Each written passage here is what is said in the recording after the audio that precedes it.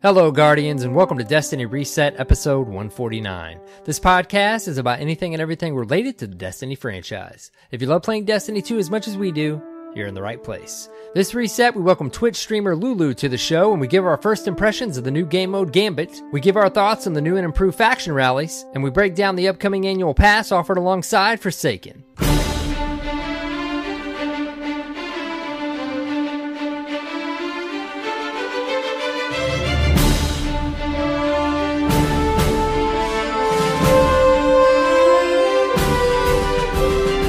Hello, Guardians, and welcome. It's AER0KNIGHT, and of course, CyborgSasquatch. Hello, buddy. Hey, what's going on, man? How are you? I'm good, dude. I'm just coming off of some faction rally grinding, but other than that, I'm doing great. How about you? Oh, good, man. My head's just buzzing. I've been watching E3 conferences all day. Just got done watching Bethesda. Yep. Yep. And I've had it playing in the background, but I haven't seen Bethesda stuff yet, other than, of course, Fallout 76. Some good stuff in there. Yeah. Some very good stuff. And then Microsoft had a pretty strong conference today as well. Yep. Pretty exciting stuff. So we've still got strong announcements. Yep. Still got, as of when we're recording, we still got Sony and Nintendo and Devolver and lots of other stuff to watch. So it's going to be a fun couple days. Sony's got some heavy hitters they're going to be throwing up there too, so it's going to be interesting to see their conference for sure. Anyways, this week, talking Destiny, it's not just the two of us this week. We have a very special guest many of you may know. We welcome to the show this week Lulu. How's it going? Hello, it's going well.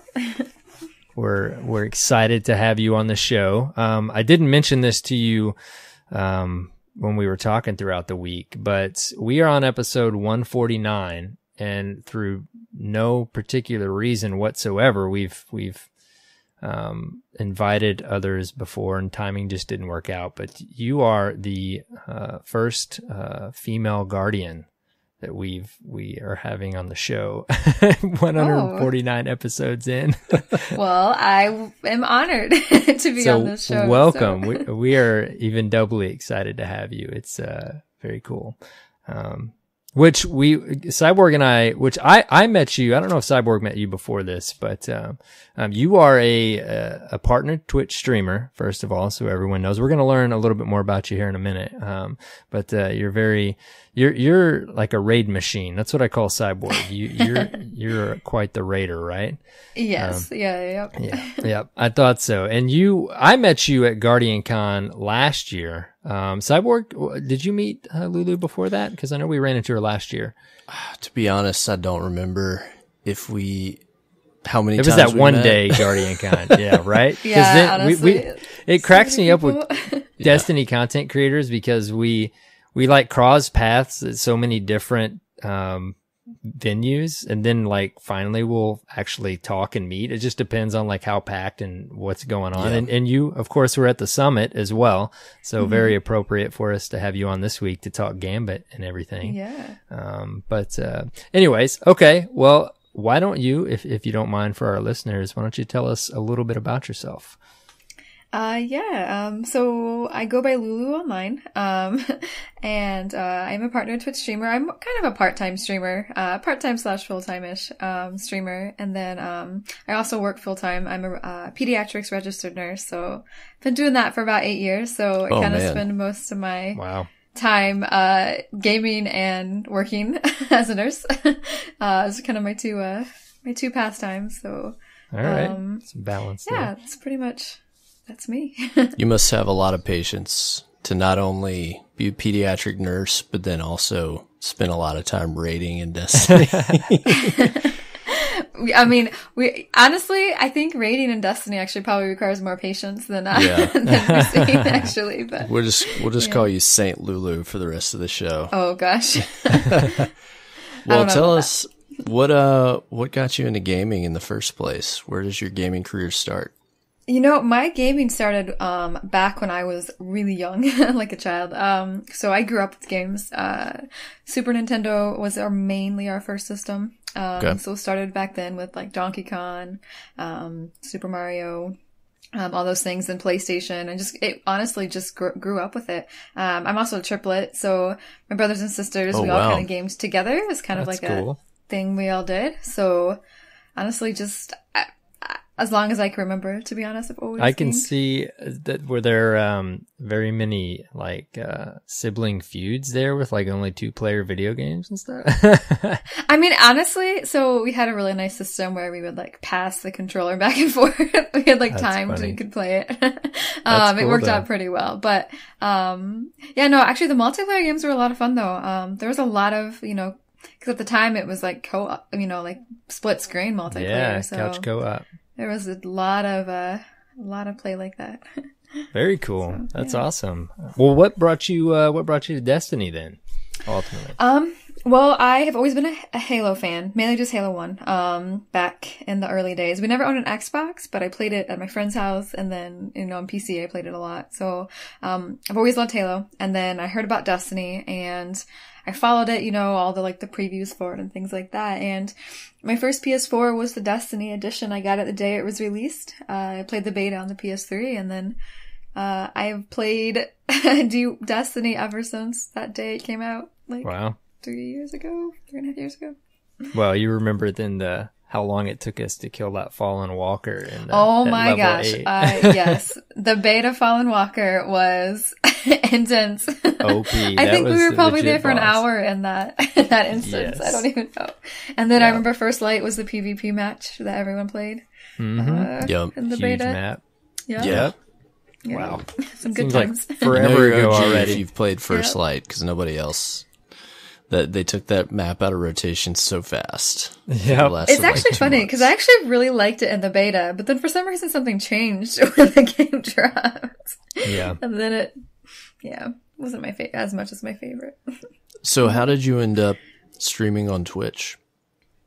So when I actually started playing Destiny, I didn't even know about Twitch. I've always been a gamer, but I've just always been mainly solo play, like a lot of just single player campaign type games, things like that. Yeah. And I played FPSs, but I really only played them like with myself or like with a friend or something like that. So I was following the Destiny subreddit, with Destiny, cause I quickly became obsessed with that game. So, the Reddit had like all kinds of information about it. Yeah. Mm-hmm. All the cool new things that were like the little secrets. And so, from Reddit, I actually found out about like Twitch, cause videos would get posted of someone like soloing like Crota or just really cool videos. And so I kind of like migrated over to Twitch, and I'd be like, this is kind of cool.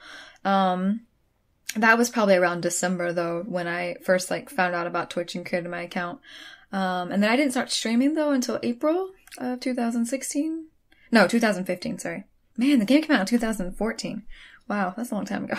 Anyways, my time's up. 2015. So, I just kind of started streaming mainly just because it was right before House of Wolves came out. Mm-hmm. I was working on my Max Grimoire, and I wanted more people to raid with, and it was just streaming for fun. Like I was doing PS Live. I just started streaming one day, and it just slowly evolved into what it is today. And so it's changed over the last 3 years, but it's grown like quite a bit.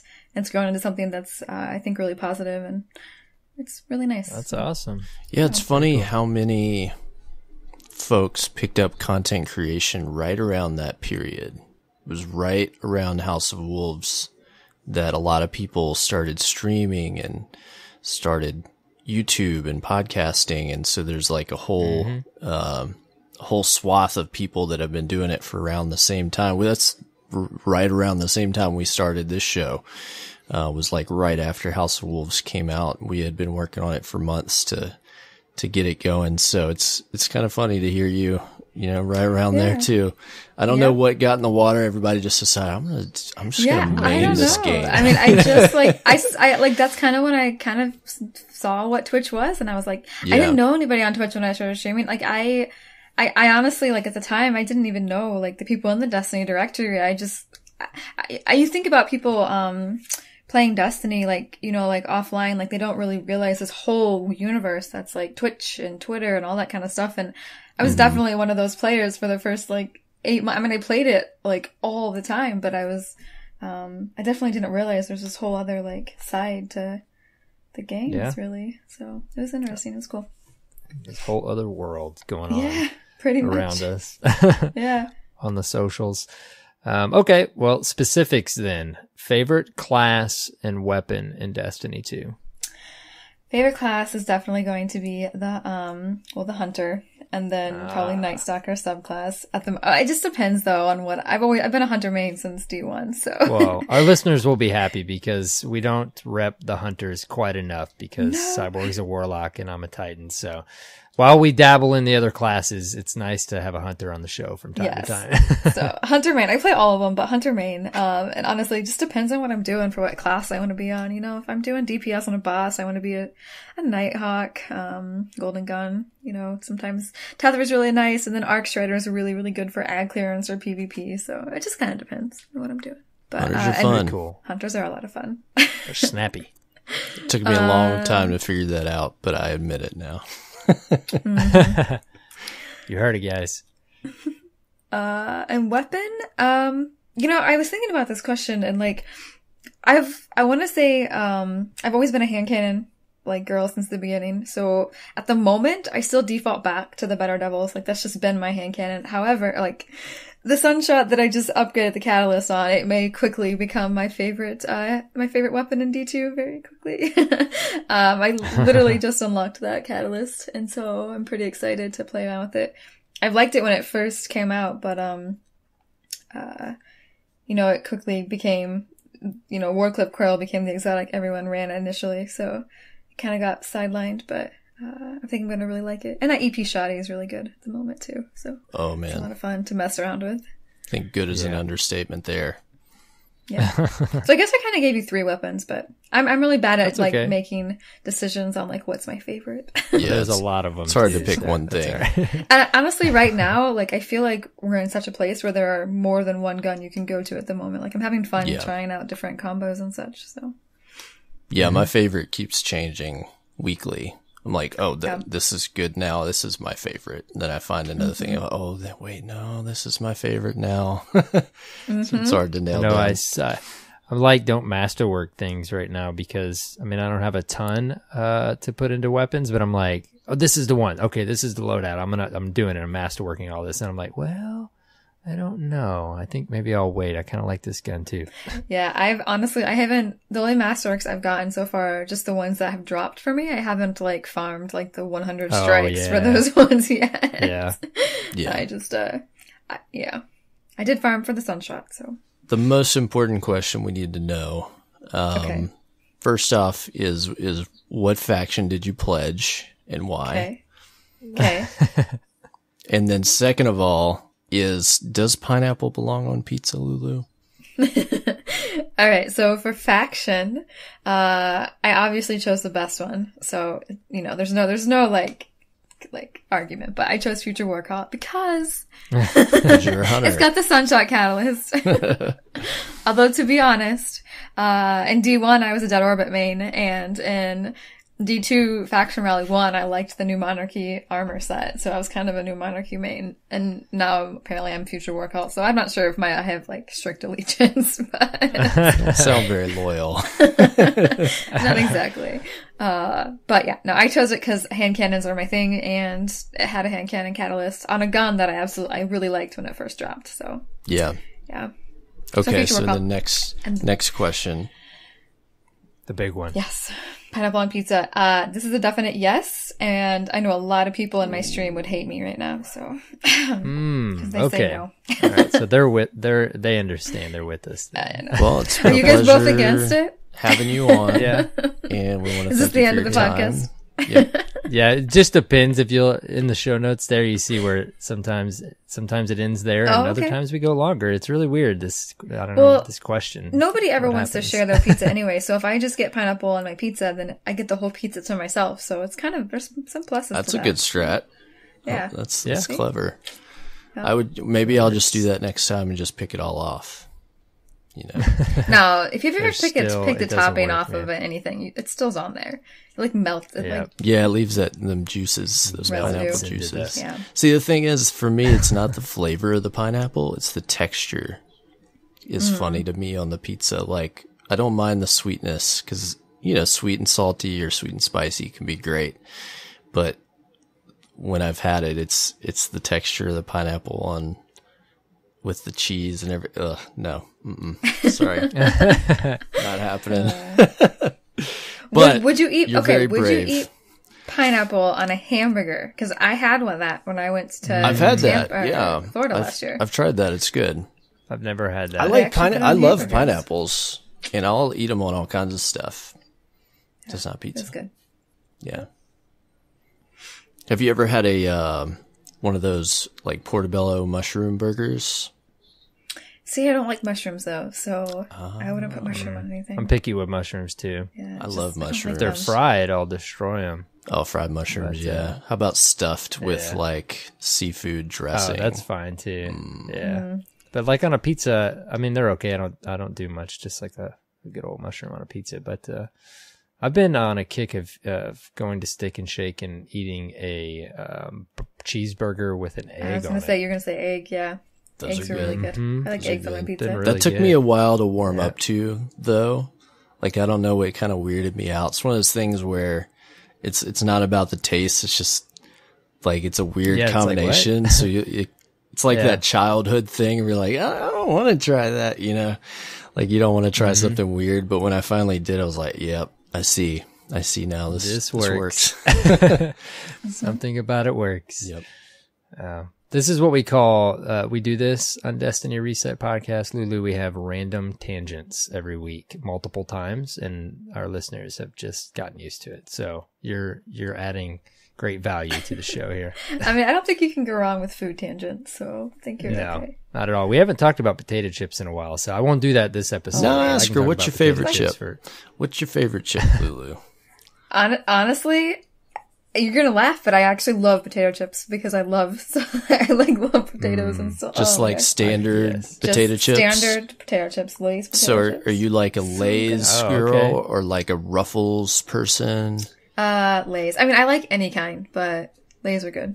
I honestly though, I like chips a lot, so I like a lot of different kinds of chips too, but potato chips, there's just something about them. They're addicting. Oh, they're so good. We always have potato chips in our pantry. You're like my wife though. She likes a good old just plain potato chip. I want like any flavored possible potato chip. Like give me sweet Southern Heat or like some crazy Dorito flavor. I mean, I'll eat plain chips too, but I don't know. How about like my this one? I've heard can be kind of iffy for folks. Sour cream and onion. Yeah, I can do that. You know what's funny? Yeah. I actually like sour cream and onion potato chips, but I don't like sour cream. Like, I don't like... Yeah, really? I don't like sour cream at all, but the chips, they don't taste anything like sour cream, so... What about the dip that you can get, the sour cream and onion dip? I don't French like onion I don't dip? like that, actually. Oh, I can do that. I can tear that up. Yeah, with a plain chip. Dude, that with Ruffles? Yeah. Oh, yeah. Yep. The more, I don't know, this is a little bit more specific of a potato chip question. Salt and vinegar. I don't do salt and vinegar. Destroy me some salt and vinegar. They're good, chips. Except for I feel like if you eat too many, they like destroy your tongue. They destroy your tongue. They it's toast. Yeah. Don't try to eat anything else for like the rest of the week. Yep. Definitely have done that before. Yep. You remember Shock Tarts? You remember back in the day? I don't know if they still make them. If you ate like a whole strand of those too, your tongue was it was something about it. Like you just couldn't taste anything else. And those warhead things that were really Oh yeah. Those did too. I introduced my son to those recently, and he was like, "What is this, Dad?" And I was like, "Oh boy, get ready," because he likes sour stuff, and he was just. And they're like, "Yeah," and then they try it, and they're like, "What Remember did they you had just hot do?" ones too. They had hot ones Did too. they? Those are crazy. Yeah. All right. Well, now that we've got that out of our system, let's kick this show off. What do y'all say? Yeah. All right. News time. It's time for the news, and we're going to kick it off with This Week at Bungie. Of course, this week at Bungie, they revealed Forsaken. Since you're on, Lulu, tell us your initial feelings about this new content that we saw this week. What do you think? I'm really excited for September. I think they showed all of the right things that they needed to show, to not only get people that are already playing excited, but to hopefully capture some other people, back into the game. For me particularly, one of the areas I was really excited about was the Dreaming City. I think that place just looks more, for me it reminds me more of like an RPG type, like Lord of the Rings kind of like magical element to it, and I'm really excited for that. It's really completely different from the Leviathan, so. I've been thinking more and more about that Dreaming City part of the reveal over the week since we talked about it last week, Cyborg, and I'm like over analyzing what they said, but like when they very specifically said it was not like I don't remember if it was Steve or Scott. One of them started to say that it was like the Vault of Glass and the Dreadnought had a baby, and then they were like, no, it's like they were twins. Yeah. And then they go on to say it's an end game destination and that the raid will alter the way that it's later, you know, something about it. And then it would change I'm like, oh my something. Goodness. Yeah, they it would change. said And then they say it's do. end game. And then they say Vault of Glass. And then I'm thinking like, okay, are we finally going to like activate the getting into the raid out in the patrol space again? Like I keep do you think it's going to be like it. a patrol space too? And then like the raids that I think. Yeah. It My seems impression like, is that it's a patrollable space that has other stuff, like kind of like the Dreadnought was. And one thing that I've talked with a lot of friends about, and our hope is that this may finally be like the 6-man patrol. Yes, dude, that's what I thought of this week. I know. That would be cool. I know. I was like, because I keep focusing on the fact that they said it's an end, they very specifically said it's an end game destination. Right. And I'm like, dude, if they could have gotten all this feedback from Escalation Protocol in time, and that's exactly where I went with it, dude. The same place as you guys. I'm like, if this is 6-man patrol finally. Yeah, because actually how you word it, and because if it was just a raid, they would probably just say, it's going to be the raid, but they called it, they made it seem like it was like a whole new, like, I don't know, I want to explore, I want to go there, and I want to look at all the area, like, just them saying Vault of Glass and Dreadnought, like, and all the secrets and stuff we had in Dreadnought, and then the raids, like, possibly at the heart of it all, like, it seems I'm the most excited for that. Like, I've always just enjoyed the most, like, exploring the spaces they create, and like when they have things that we can find and do. Like the Dreadnought, I think, was like the pinnacle of that type of experience for me, and we just spent like weeks like just finding all the stuff and finding all the calcified fragments and doing all the little challenges you could do, and and the keys for the chests and all that there was so much cool stuff that they built there. My hope is that it's like that on crack, and because in the vid doc they kind of show off like there's all these different things, and they mention like there's things that you'll explore, and then there's things that will be there one week that weren't the previous, and like it'll evolve based on what you do. So not only will there be stuff to do, but there will be stuff to continue to find, which is something that, like, as long-term players, I think we can all agree, like, there's no better, like, rush and fun for a Destiny player than when you jump on Reddit, one day during the week, and it's like blowing up because they found something, and you can't wait to get home and play and like, oh, what is this? And help explore the mystery. And if they can kind of inject that for at least, a good little while with this destination and have things to explore and do and find, like, that adds so much fun to me in the game, Oh yeah. I was very impressed. Like, I was pretty amped for Warmind. I think I've mentioned this already before, but like I'm very impressed with how much of that feeling they got into Warmind, honestly. So that just makes me feel more excited for, the time they've had up to Forsaken. Yeah. I'm not gonna lie, I had a lot of fun just finding those little, just the little fragments we had to do for, the Worldline Zero Sleeper? quest. Well, both of them, Sleeper and that. Both the weapons. Yeah. Like, I had a lot of fun just exploring to try to find, those little circles, like. Yeah. I've been slowly working on that. to try to get enough of them, and I haven't finished because every week there's been something else I've been chasing. Exactly. Yeah. Like if I can finally get a week where there's not something else I have to grind, like I want to go do this because I want that great sword. Yeah. Yep. But it's kind of nice though that like there's always like that'll always be there to get like all summer. You know, I like that there's a grind for people to go back and get. So. There's certainly been no shortage of things for me to do, and. Dude, I've started my to-do list again. Like I've got my doc pulled up of like what I'm gonna do the next time I log on. Yeah. Yeah. Well, of course, Forsaken, we're going to be talking about this all summer long, and there's more stuff to see. I know we're going to see more stuff really between now and even when the episode pushes out, because there's going to be the Sony conference and there's going to be a story trailer and everything. So we'll be talking about that next episode again. But back to the TWAB. Of course, they embedded the vid doc. I've probably watched that thing 7 times now. Mm-hmm. Really awesome vid doc.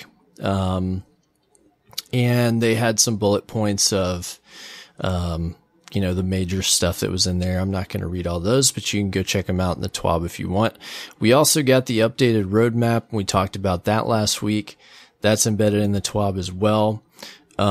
Next up though, they did talk about the annual pass, which has been a very controversial, concept since the reveal. I feel like there's a lot of confusion for people. There's a lot of, pushback on cost and just different things. So, they had game director Chris Barrett to talk about some of the goals of the annual pass. And so I'll read this little bit. He says, Destiny 2 Year 2 begins with Forsaken, and throughout that year, we're going to be focusing our teams on delivering content that gives players reasons to come back to Destiny. This means new activities, in-game challenges, progression systems, and awesome rewards. With the annual pass, we want to deliver content more frequently throughout the entirety of Year 2, with 3 releases in winter, spring, and summer. In addition to everything new in Forsaken and the annual pass, we're continuing to fully support seasons and deliver updates to all players of Destiny 2. During each season, all players can expect new rewards to earn, new Crucible modes and maps, improvements to gameplay features, recurring activities, special events, and more. So then they put up a graphic, which is a great tool to kind of see what comes as a part of what pieces of content. So of course they have the Forsaken, and they have, I think like 12 different kind of bullet points there. Then they have a breakdown of seasons, which are free for all Destiny 2 owners, are seasonal rewards, special and seasonal events, quality of life updates, new Crucible maps and modes. And then they break down the annual pass, and they actually add a couple things in here that wasn't in the reveal that is worth noting. So it lists more pinnacle activities, more weapons and armor, new and returning exotics, more end-game challenges, more raid lairs, unique vanity rewards, more triumphs to collect, more lore to discover. The big one for me is that they put raid lairs in here.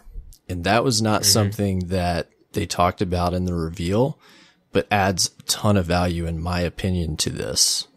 And I think the biggest issue with this annual pass is that people see it as, oh, I have to throw down $70. And the fact is you don't. This is a great answer for people that want to play all year, but you don't have to buy it. This is what we wanted back in Destiny 1. Yeah. This is what we wanted. Yeah. And if you go back to the Taken King, that year in between the Taken King and Rise of Iron, we were begging for content, dude. Yep. We wanted anything, something, anything. We got the Taken Spring, and that was like, a week or two of some stuff to do. But this, in comparison, is worlds ahead. And I think at this point, it is safe to assume and to say we're not getting any full expansions or DLC in this year after this releases. It just wouldn't make sense for them to try to put out 2 different types of content like this, especially because they're fitting in raid lairs. I want to say I did see Cosmo reply. They're active so many different places now. I want to say I did see a reply from Cosmo that said like, this is the answer to, like, this is replacing actual DLC releases, like fully confirmed. And basically we're getting like a lot of the stuff that we would normally get out of a DLC, sans a campaign and strikes. And there could even be a little bit of story, you know, maybe a loose skeleton of a story of why, you know, well, why is it called Black Armory or Penumbra or Joker's Wild? There'll be a theme, right? And NPCs will probably tell you like, Kate will be like, yeah, there's this armory, blah, blah, blah, you know, whatever. But this makes sense to me because I think that the campaigns and the strikes and all those things are probably the most development intensive things that they have to create. And it's probably a lot easier to push out, you know, gear and some quests and add on some challenges to existing game modes and then let the raid team build out these raid layers that are a lot more manageable than a full new raid. Yeah. I really like it, but I just am like face palming constantly about people's expectations and cost. I don't. Yeah. Well, there's kind of two different layers to it because one is like the player that's already sold. And then the other one is what I called this week the cautious guardian, you know, and it's like this is what we wanted in Destiny 1 as far as the annual pass. Like we wanted continuous content. It is what we thought we were going to get with the launch of D2. And it's been better as far as continuous content, than what we had in D1, but it's still been, you know, like gaps here and there and working on some things. So it feels like it's going to be fully fleshed out in that regard. Now they did say on stream, like, they didn't say they were fully taking out cutscenes and stuff, but they just weren't like as heavily, you know, investing into those because I think they've realized like, right. And it's like, okay, we don't want story to completely go away. I feel like maybe they're figuring out a balance of bringing lore back into the game that we can dive into and also giving us little pieces of story. But they, like, we've all realized, like Bungie and the community, like the story's excellent and that we do want that intertwined, but what keeps us playing is this, what the annual pass is going to give us. The end game, right? grind, That's like the end game, what you're collecting. It's like more actual stuff to do. You know? Exactly. Yeah. Yep. Exactly. Because that campaign, then, like you get that and I mean, you do it once and then it's like, you do it once per character and you never do it again. Like it's such a one and done thing. But it takes them so much work to do. Like, it's not as if I'd never want campaigns in Destiny, but if they moved to a model where once a year we got a really good campaign, like many, many missions, lots of strikes, like great story, and they were able to really hit a home run, like I would live with that and just get this annual pass type content through the year. Yeah. You know?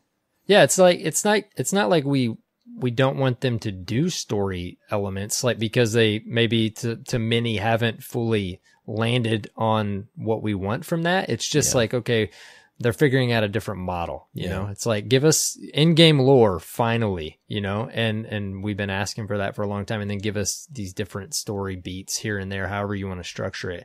But 100% give us things to chase and in-game activity throughout the year. Like that's so crucial. Yeah. And again, I wanted to say this episode too, like I've had several conversations with the cautious guardian, and it's, you know, it's completely understandable if you want to wait till September and, you know, launch D2 wasn't what you had hoped for. But what's important to realize, everything Cyborg just broke down, all of the stuff on the development roadmap, Chris Barrett confirmed this week, which we pretty much already knew, but he 100% confirmed it. Everything on the roadmap is for all Destiny players. It's free quality of life updates. So if you're a cautious guardian and you don't know for sure if you want to buy Forsaken yet and all the content that's going to bring, or even further in the annual pass, log in on September 4th, download that huge update. All those things that we're getting, weapon randomization, in-game lore. There's so much stuff on there. That you can try before you buy. Yeah, just try it on any of the content that you haven't, experienced yet. And if you think the experience is for you now, then $40 for Forsaken, you know, and you can decide yourself. So you don't have to spend a dime until you try that stuff out. I think what is also most important is that, I mean, I know you mentioned it kind of earlier, but a lot of people thought that you had to pay $70 for it. Like it was like combined. They didn't realize that Forsaken and the annual pass could actually be purchased separately. So I think that's really important for people who maybe they do want to do Forsaken, but they're still pretty apprehensive about the changes and they don't want to get the annual pass, and like that can actually be done. And I think initially when it was advertised, people just saw the $70 and they were like, whoa, but yeah, you can even buy Forsaken, pretty much what you're saying right now, and wait until Black Armory, the winter 2018 one, drops, see what everyone thinks about it, and if it turns out to get great reviews, go buy the annual pass. Yeah, I think overall this is like a tough messaging problem for Bungie. And I could see it hard to be, you know, broken down too. Like how do you're already kind of against a tough crowd anyways, just asking for money for something, you know, and then having to break down all these layers. You're going against people who expect all of this for free. Okay. Right. Yeah. That's what you're going into. Exactly. And, you know, I will say there is a bit of merit there to Guardians thinking we should get the annual pass free because they weren't I say there's merit, but when I'm fully done, I don't think so. Like when initially, like, okay, you weren't happy with Destiny 2, launch Destiny 2, and you feel like you should get the annual pass free as just a good, I'm losing my words, but just as a nice thing for Bungie to do. Goodwill, exactly. But the thing is launch Destiny 2 was all intentional. They were extremely happy about that product. They thought they were delivering on everything we asked for all throughout Destiny 1. Granted, there were some things in Year 3 Destiny 1 that were super streamlined, some systems that were great, and it would have been nice to see that immediately in Destiny 2. But if you felt like Destiny 2 wasn't an evolution from Destiny 1, it's not because they intentionally made a crappy game. They thought they were making what we wanted, and they were very proud of it. And then it didn't hit the mark. They go listen to Crucible Radio last week. They say it straight up. It didn't hit the mark that they thought it would. And that's what we've been working on over the last many months.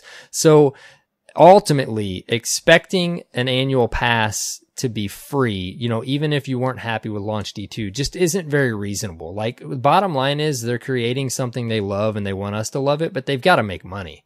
I mean, we're not going to have a game if they don't make money, you know? And something I always kind of think about when I think about games is I don't compare the games to the service industry. So when you think about, like, if your food's wrong, you know, they haven't, a lot of times restaurants will remake you food. You know, it's a service industry. I think of games more as it's an entertainment industry, and in an entertainment industry, like, opinions matter so much. Like, everybody likes different things and they're all just opinions. So for me, like, if I don't like a movie, well, I'm not going to expect the company to give me the second movie for free. Like, you know, I didn't like it. And I spent the money on it, but I didn't like it. So I'll just have to, you know, I may not watch the next movie. I mean, I might not. It just depends. But so for me, like, for games and such like that, I just kind of like, I mean, if I spend the money and I end up not really enjoying it, that's kind of on me, sort of, I guess, rather than, I mean, obviously, you know, we all obviously wanted to improve Destiny and things like that because we're really passionate about it. But at the same time, like, I feel like it's still, I don't know, the entertainment industry is interesting, I think for me. Yeah, and I think it's tough for sure. With the way the state the industry is now for games, where games are released and they're never finished. And they continuously evolved. And then we have games like Destiny that are games as a service, and they grow and change based on what customers like and don't like, and what the developers want to do. And so there's Which is so hard because the developers have a vision of their game, but it may not be what someone else's vision of the game is, or someone else's vision. So I feel like right now as a developer, it's in a really, like, and it's a kind of difficult spot, to be honest. I feel like creating games. Well, I got to give a shout out to Joe and Shadow Strike this week because they really helped me put into words like the way I feel about Destiny right now and our relationship with Bungie. Like I've said this many times on the show, and while Cyborg and I, we'll definitely, critique things about the game that, we want to see changed or whatever. Like there's so much to enjoy about this game. And where I'm at with it right now is they've doubled down on their relationship with us since last November. They're, excuse me, their intentions were there before, but they've like went all in on it. And it is so noticeable now all the way up to Warmind. Like it is clear that they and us together have figured out what we think the Destiny experience should be. And right now it's so obvious to see that like the best of D1 and the best of D2 are coming together. And it's because like we're working with them to figure out what that experience is. Yeah. I think Forsaken is definitely gonna, and you can definitely tell they want this game. They want people to like and play their game. Nobody makes a game and doesn't want people to like it. I don't think anyone would ever have that in their mind when they create a game. Yeah. So, yeah. I just think it's important, even again, the cautious guardian, like I feel like we're in the best place we've ever been in. We asked for a lot of things in Destiny 1 and we finally got there, but like Destiny 2's foundation, now we're getting back to the core things, and it's taken us 2 iterations of the game to figure it out. But I feel like from now going forward, even into D3 and things like that, 3.5, like we figured out what Destiny is together, and I feel like more than ever right now, we know like we're the confidence in what the franchise is going to be going forward is awesome. Like it seems like, and we'll see with Forsaken, like if you want to, again, the cautious guardian or temper the hype, that's totally understandable. But with Warmind leading up to it, it seems like Forsaken is, it really seems like it's going to fully deliver on all this work, all the feedback everybody's been providing and the work the team's been doing for the last many months. So, time will tell. Yeah. But, I think at the end of the day, like we're an easy sell, like it or not. Right. Right. Yeah. Yeah. But like we've said, there's a lot of people where they felt like they've lost trust or faith in Bungie's vision.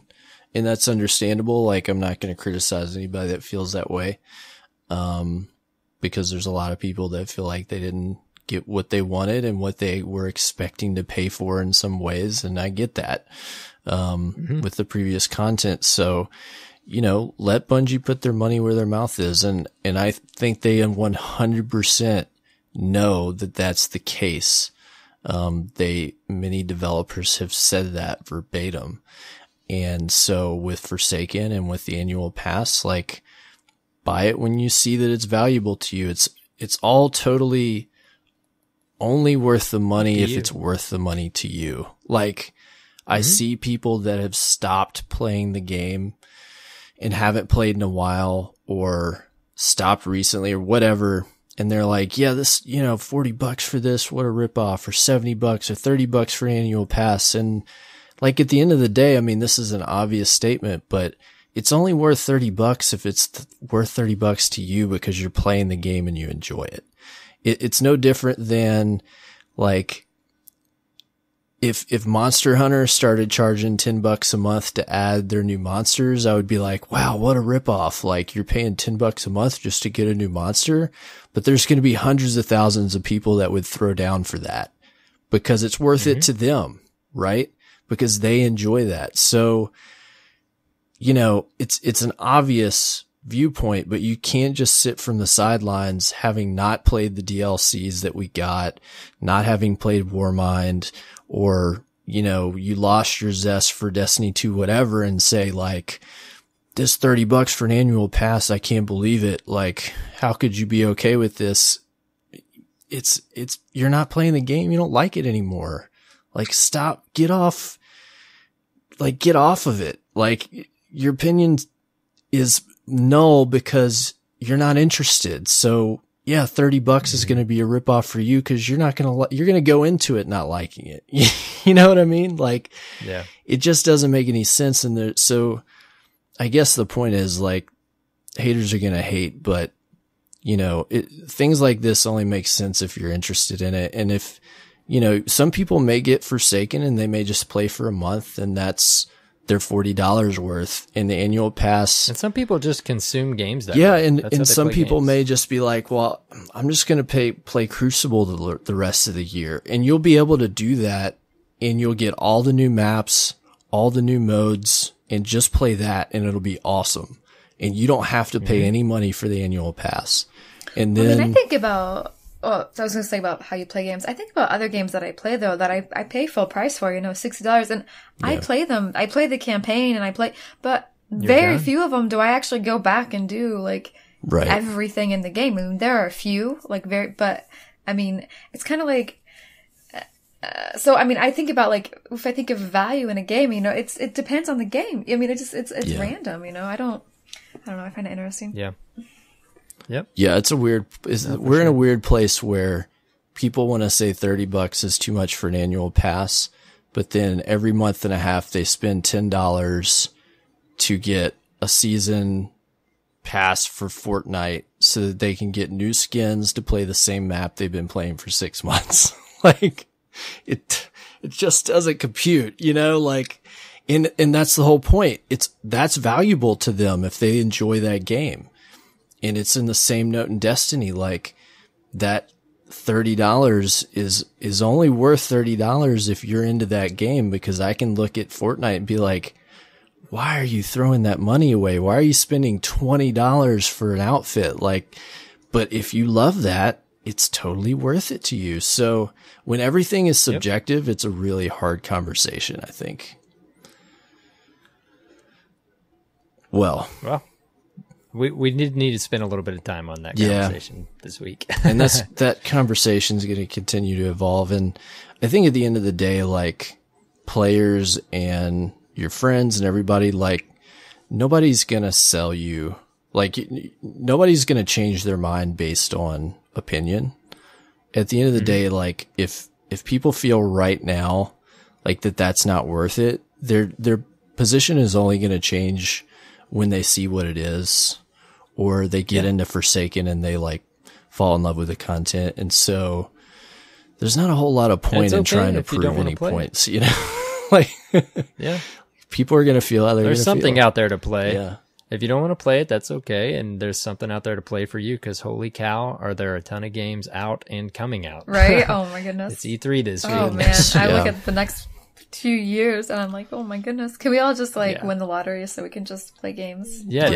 Stay home. I mean, the biggest thing, like my biggest emotion Tuesday at the Forsaken reveal was like one of anxiety and intimidation of like, wait, I'm not going to have a life ever again. Right. Well, dude, that's the feedback we've gotten so much, like via email and stuff. Our guardians out there and listeners, they're like, like, okay, launch D2 didn't have what felt like as much, go depth, quest to do this or that secrets, but it did allow me to play some other games on the side.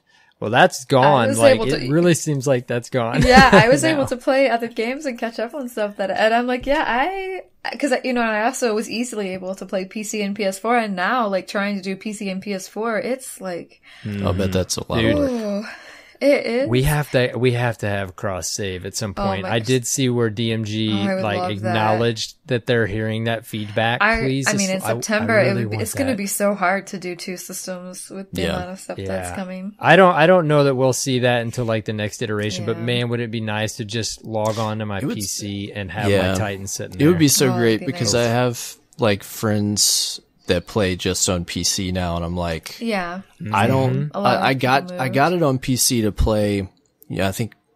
When it released, when was that? Like October last year, and I played it for like probably like 3 or 4 weeks because things were like a little more calm on console. Like everything had come out, so I wasn't missing a whole lot.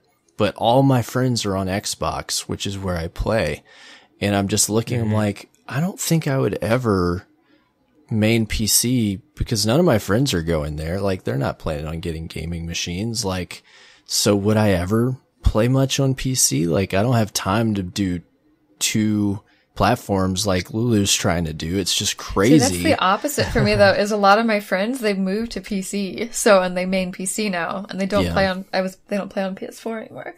But I have a lot of people in my community that play on PS4. So like, and a lot of my friends still are on PS4. It's kind of hard, like half moved to PC, half are on PS4. And so to try to like, I honestly, I do think PC Destiny is the best version of Destiny. Oh yeah. To be honest, it's so beautiful. Absolutely gorgeous. I mean, it's unreal.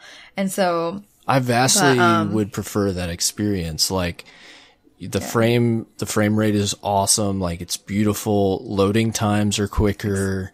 Like just dismantling stuff is faster. Yeah, it's just better. Like it is pinnacle of that experience. If we were truly able to get like cross-platform, just saves, like just to be able that's all I want to jump between platforms. I don't need cross-play. So if my friends were like, yo, we're on PC doing Escalation Protocol, I'd be like, all right, I'm there, and just pull up my guy and play with everybody. And then the next day go back to Xbox, and then I wouldn't have to worry about leaving friends behind. I feel like too, it would take away from the feeling of like, what's the best platform to play on? Like you guys are saying, like as far as like actual functionality of loading in faster and all that, like PC of course is depending on your rig, but like I feel like it would take away a little bit from that too. Like we could play on all three consoles and it wouldn't matter because we could jump on any one at any moment whenever we feel like it, you know. And they would sell more copies of the game. Oh, they would. Big time. I mean, if I could do that, I would buy it because I have an Xbox too, and I play D1 on Xbox, but I can't do 3 systems. And people, I have people that are on Xbox that would like to play, and I'm like, I can't do that. But if there was cross save, I would 100% buy an Xbox copy. Just that was so I could my play first with the thought. people. Is like, will they lose sales? And then I'm like, no, they won't lose sales. I would already reserve. Pre-order Forsaken on every platform. I was gonna say, I would buy it on 3 my character was there. I bought a PlayStation for Destiny 1 like before Rise of Iron came out because I wanted to play with people on PlayStation. So I started one character and I would just go over there and do stuff like do raids and stuff like once or twice a week, and it was a lot of fun. But when Destiny 2 came out, like I ordered it on both consoles and I just ended up giving away my PlayStation software because between that and PC, I was like, there's no way I'm ever going to touch this. Yeah. Like not a snowball's chance in hell. Especially where now. where we're getting back to. Yep. I mean, it's nice that there's growing now. It really is nice. Like it's nice for I love it. But it makes it really hard to do too. Yeah. No complaints. Yeah. But just imagine like Arrow, if I could just literally just go jump over with you and play comp with you one night. It would be amazing. You know, because we don't play much together. We don't at all because we're on opposite systems now. So unless we did PC, a little bit, which I'm not going to do because I don't have time. Like it's not going to happen. Cross save is almost inevitable. Like I think we and everybody listening, like we really need to start hitting them with like major feedback. They already acknowledge they've heard it, but like it would be so amazing to have cross save in this game right now. Yep. I mean, eventually, hopefully. Yep. Hopefully. Well. Someday. All right. Well, let's finish it. Sorry, Lulu. We might go long. Let's get through this TWAB. It's all good. Real quick, they talked about Crucible Labs a little bit this week and what their intentions are with Crucible Labs and the development process there. So, they mentioned some expectations and some bullet points of what modes should be in Crucible Labs. I'll read these real quick. So, in general, expect that any mode that deploys in labs has no concrete timeline or schedule, must not interfere with must-ship features and updates, i.e., the summer update and Forsaken. Lab modes are an addition to features you're already scheduled to receive. Can be iterated on in a semi-public setting. Can succeed and be polished for a full release in a playlist or rotator, or can fail and never be seen again. So they mentioned the broad feedback to Showdown in this setting has shown us there's a lot of room for improvement, and that's okay. Some of your favorite modes in Destiny have had terrible playlists where we're left wondering if we can even save them. Some modes that showed promise never came together the way we hoped and had to be left behind. This is a normal part of the development process that we're inviting you to join, and we welcome your feedback and criticism as we make decisions, not only in this mode, but in the future as well. And we didn't talk about Showdown last week. Did you guys get to play Showdown? No, we didn't. I did not. No. I actually didn't play it either. I was honestly That's too so busy funny. Neither. doing other stuff. Reset came and I was like, oh no, I forgot to play busy Showdown. It's not that I didn't want to play it. It's just that there's so much to do right now, PvE-wise in the game. Yeah. And I think I don't think I ended up on a ton that week. I guess we don't get to talk about that in depth. I was really hoping you guys get to play it. One of us, yeah. From what I understood, oh, sorry, go ahead. Yeah, like I was just gonna say, from what I understood, like it was fun. It was round based, and people thought it was a bit like sloggy. People were kind of turtling back in their spawns. Yeah. But that's the whole point, is to provide that feedback. Yeah. It doesn't mean like it's a crappy game mode. You just provide the feedback, and they see if it's a game mode they want to. Yeah, exactly. I think this whole Crucible Labs things is, I think the idea behind it is really good, though, to get the community to feel more involved, like in decision-making processes before they're released. So I think, I really like that they're adding it. And I think it's important, though, for the community to remember that these modes aren't, like, they're there for feedback. Like, I know there was some feedback that was not more so for feedback, but was kind of like, more, I don't really know. Yeah, people just being like, just negative about it. Just really negative about it. And it's like, well, give them feedback as to, like, what you don't like about it. Like, that's what it's for, you know? Not just. Yeah, they're not pushing it out just to get everybody to pat them on the back and be like, okay, it's coming out next week. Like, exactly. Yeah. I think this is for actual feedback. So. Yeah. I think that it's hard for the studio to sometimes know exactly what to expect out of stuff because they're in a bubble and their test team is only so many people, and what they like is totally it's in like a vacuum. Like, even what their testers may enjoy is totally in a vacuum. And as a tester, I feel like sometimes they might play a certain way. They might intentionally play aggressive or, but they might not realize, well, how do other people actually play? Like, when people want to win, they're going to sit in the very back of the spawn with the scouts. Right. Like, so I think it's actually good to see this so they can try to change how people they can see how it's actually played in an actual environment. I think there's really some modes that have gone great, and then there's modes in the Crucible that have come out that I think it would have been hard for them to know how people were going to play them until it got into the public. Things like Survival, even going back to like Rift and like Supremacy. Supremacy is a really fun mode, but it, like, people just don't get it all the time. And so people like learn to hate it because you can't get your teammates to like pick up crests play with they you. Don't they don't play it. It's like you died and like the teammate's right next to you and there's a crest right there. It's like, just move to the left and grab that. So I think there are things where like you have to imagine like, okay, they bring it to their test team and they're like, okay, here's the objective and here's what you do. And they play it and they have a great time and everybody knows how to play. I mean, those guys play Destiny professionally, and then it gets out in the wild and it's just played completely different and people love it or hate it. And how do they know? You know?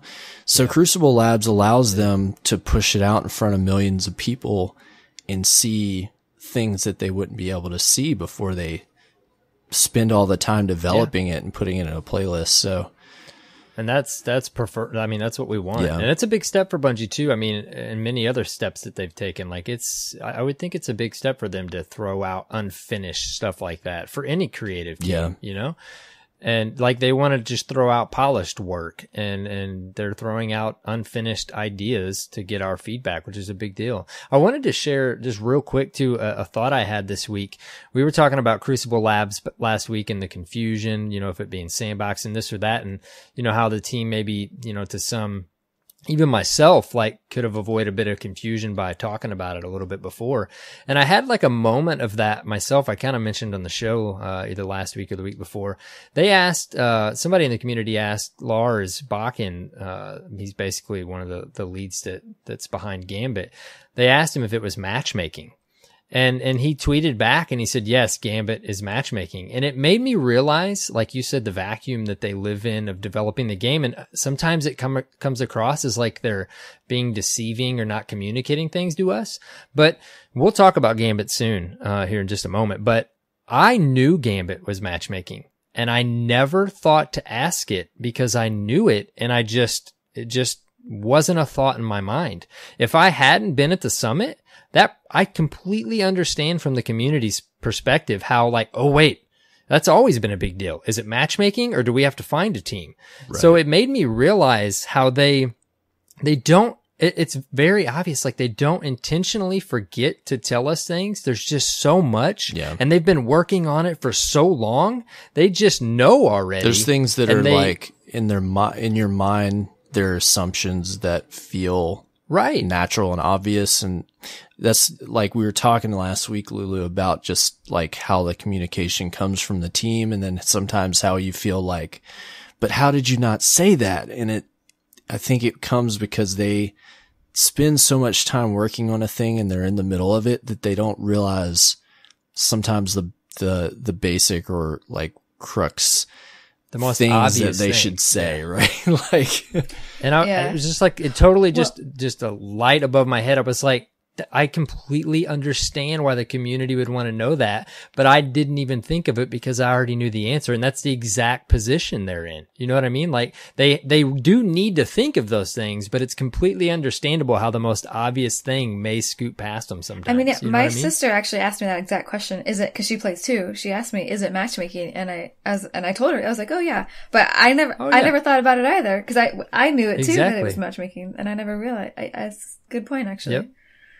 So it's just, you know, they're human. Like it gives, you know, it's understandable that even sometimes the most obvious thing, they're not deceiving us. They just like, there's so many layers to this game, so many facets, so many things they have to think about. And, you know, it's ultimately they need to, you know, hopefully they can think of all those things so it creates less confusion. But, you know, to understand how it can happen sometimes is the important part. So anyways, I just wanted to share that story. I had that aha moment this week of like, okay, I completely understand why the community wants to know this. Yeah, we always ask that question. Is it match made or do we have to create our own fire team?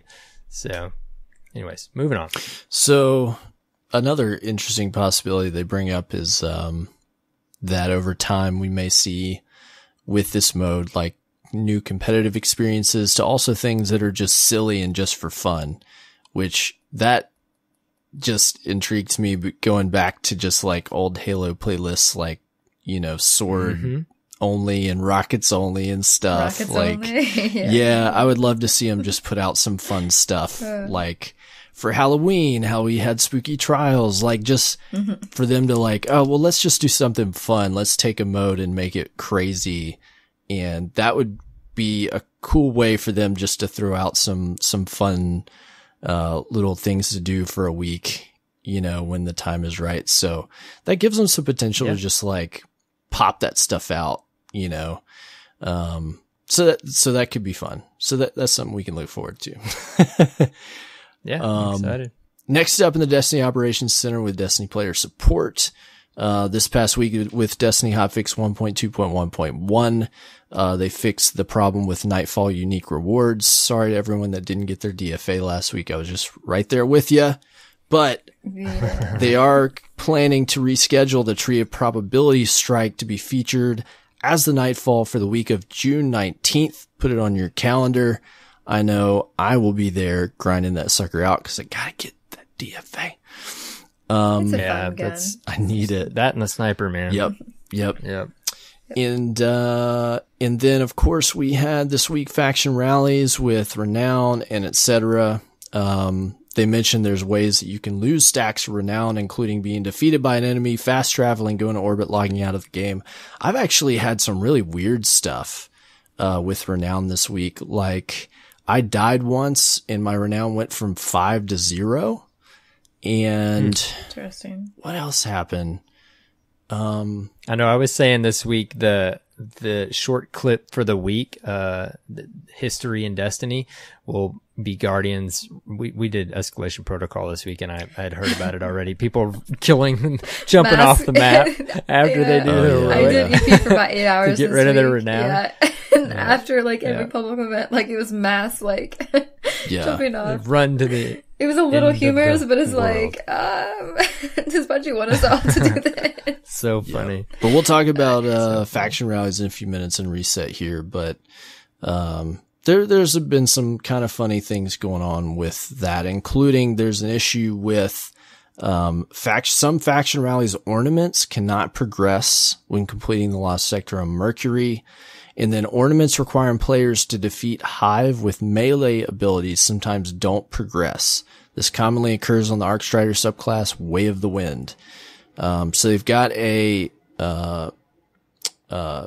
forum post up on Bungie.net, and they're asking if you encounter issues impacting Renown or faction rallies ornaments, please report to the help forum on Bungie.net. Let them know what's up.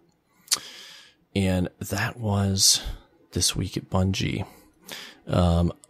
Besides the news, of course, we had our little baby patch this week, and I'm going to double check, but I don't think there was any major notes besides the change to Nightfall unique rewards. Of course, there was an issue where players could fully unequip weapons from weapon slots using the Bungie.net API, and they fixed that so you can't break the game anymore. And they fixed a long-standing issue with NVIDIA-powered laptops where they could not launch. They would launch into a permanent black screen. I've been seeing that for like a month or so. So they finally fixed that. So great for them. Laptops are a really big issue in PC games. They're so hard to test for, and it seems like there's always issues with. Don't get a gaming laptop, okay? You're gonna have the most problems on gaming laptops if you're playing on PC.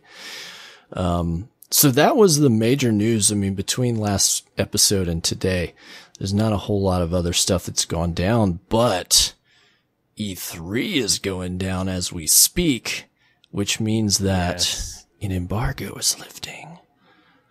You guys want to talk about Gambit? Oh, finally. Like, I've been so ready. I'm sure Lulu is as well. Yes. Like, with E3 now, like, we're allowed to talk about Gambit. We're allowed to talk about new supers, sandbox conversations, stuff like that. So obviously we're going to spend some time talking about Gambit, and I will, if that works for you, Lulu, I'm going to let you start off, like, what you thought about Gambit and some details. Yeah. Well, for me, I just, when we first heard about Gambit, PvE, PvP coming together in the Destiny universe, I'm PvE and PvP, so I enjoy both parts of it, and I'm a pretty competitive player, so, this kind of like hit right on like both of my things that I'm really interested in. PvE VP. Is yeah, that what PvE. Coined it. Yeah. PvE VP. Yeah. And sorry if we have any just returning listeners. Lulu and I attended the Bungie Summit that they had back in April, where we finally are getting to talk about the fact that we in detail what we thought of this game mode. So anyway, sorry, Lulu. Go ahead. No, you're okay.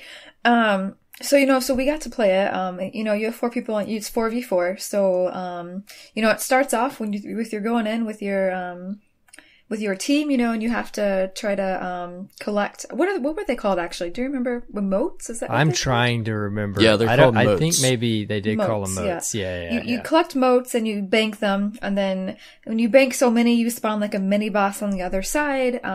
Basically I think you want to get 75 points to get the final boss to spawn, but like, while you're doing that, there's like risk versus reward. Like, do you want to hold so many motes? Because if you die with your motes, you lose them. So like, if you're holding so many motes and you die to an ad or to the other team or something like that, they're gone. There's actually like when I left after we played it, I feel like there's so much strategy that can come out of that for like teams that really want to like become like, I think about like the major, some of the major hardcore PvE clans, and I'm like, they would love this. I feel like this is something that, they could get strategy, like who's going to be the collector, the ad clearer. They're going to go in with supers just for specific for ads, for boss DPS. Well, that's what PvP, we figured out too. Like in the time that we played it there, we spent a couple matches figuring out exactly like how it worked, even though we got a breakdown from Lars. Yeah. And then after like we got several games in, we're like, wait a second. Okay, hold on. Okay, you collect. And then of course, there's the whole element of going through the portal and causing havoc to the other team. One person can go over. And I'm like, wait a second. I love PvP. That's my role. Yeah. I'm the guy that goes over the other and team. I'm just going to try to destroy the other team. But like we realize like, okay, there's a lot of strategy to this, like how we want to do it. Which I think is going to be really cool, because I think when teams start going up against the other team, they might have to like switch their strategy depending on what the other team's bringing. Like I don't know. I really like that it's something that it's going to make you kind of like think about what you're doing kind of on the fly and you can come back too. So even though like the other team might have gotten there, they had a name for it. What was that boss called? The Primeval. Primeval, yeah. Primeval, like you could still come back from that though. Like you can go over there with your super and like shut them down and like it's really it has a lot of elements to it, which I really like about that.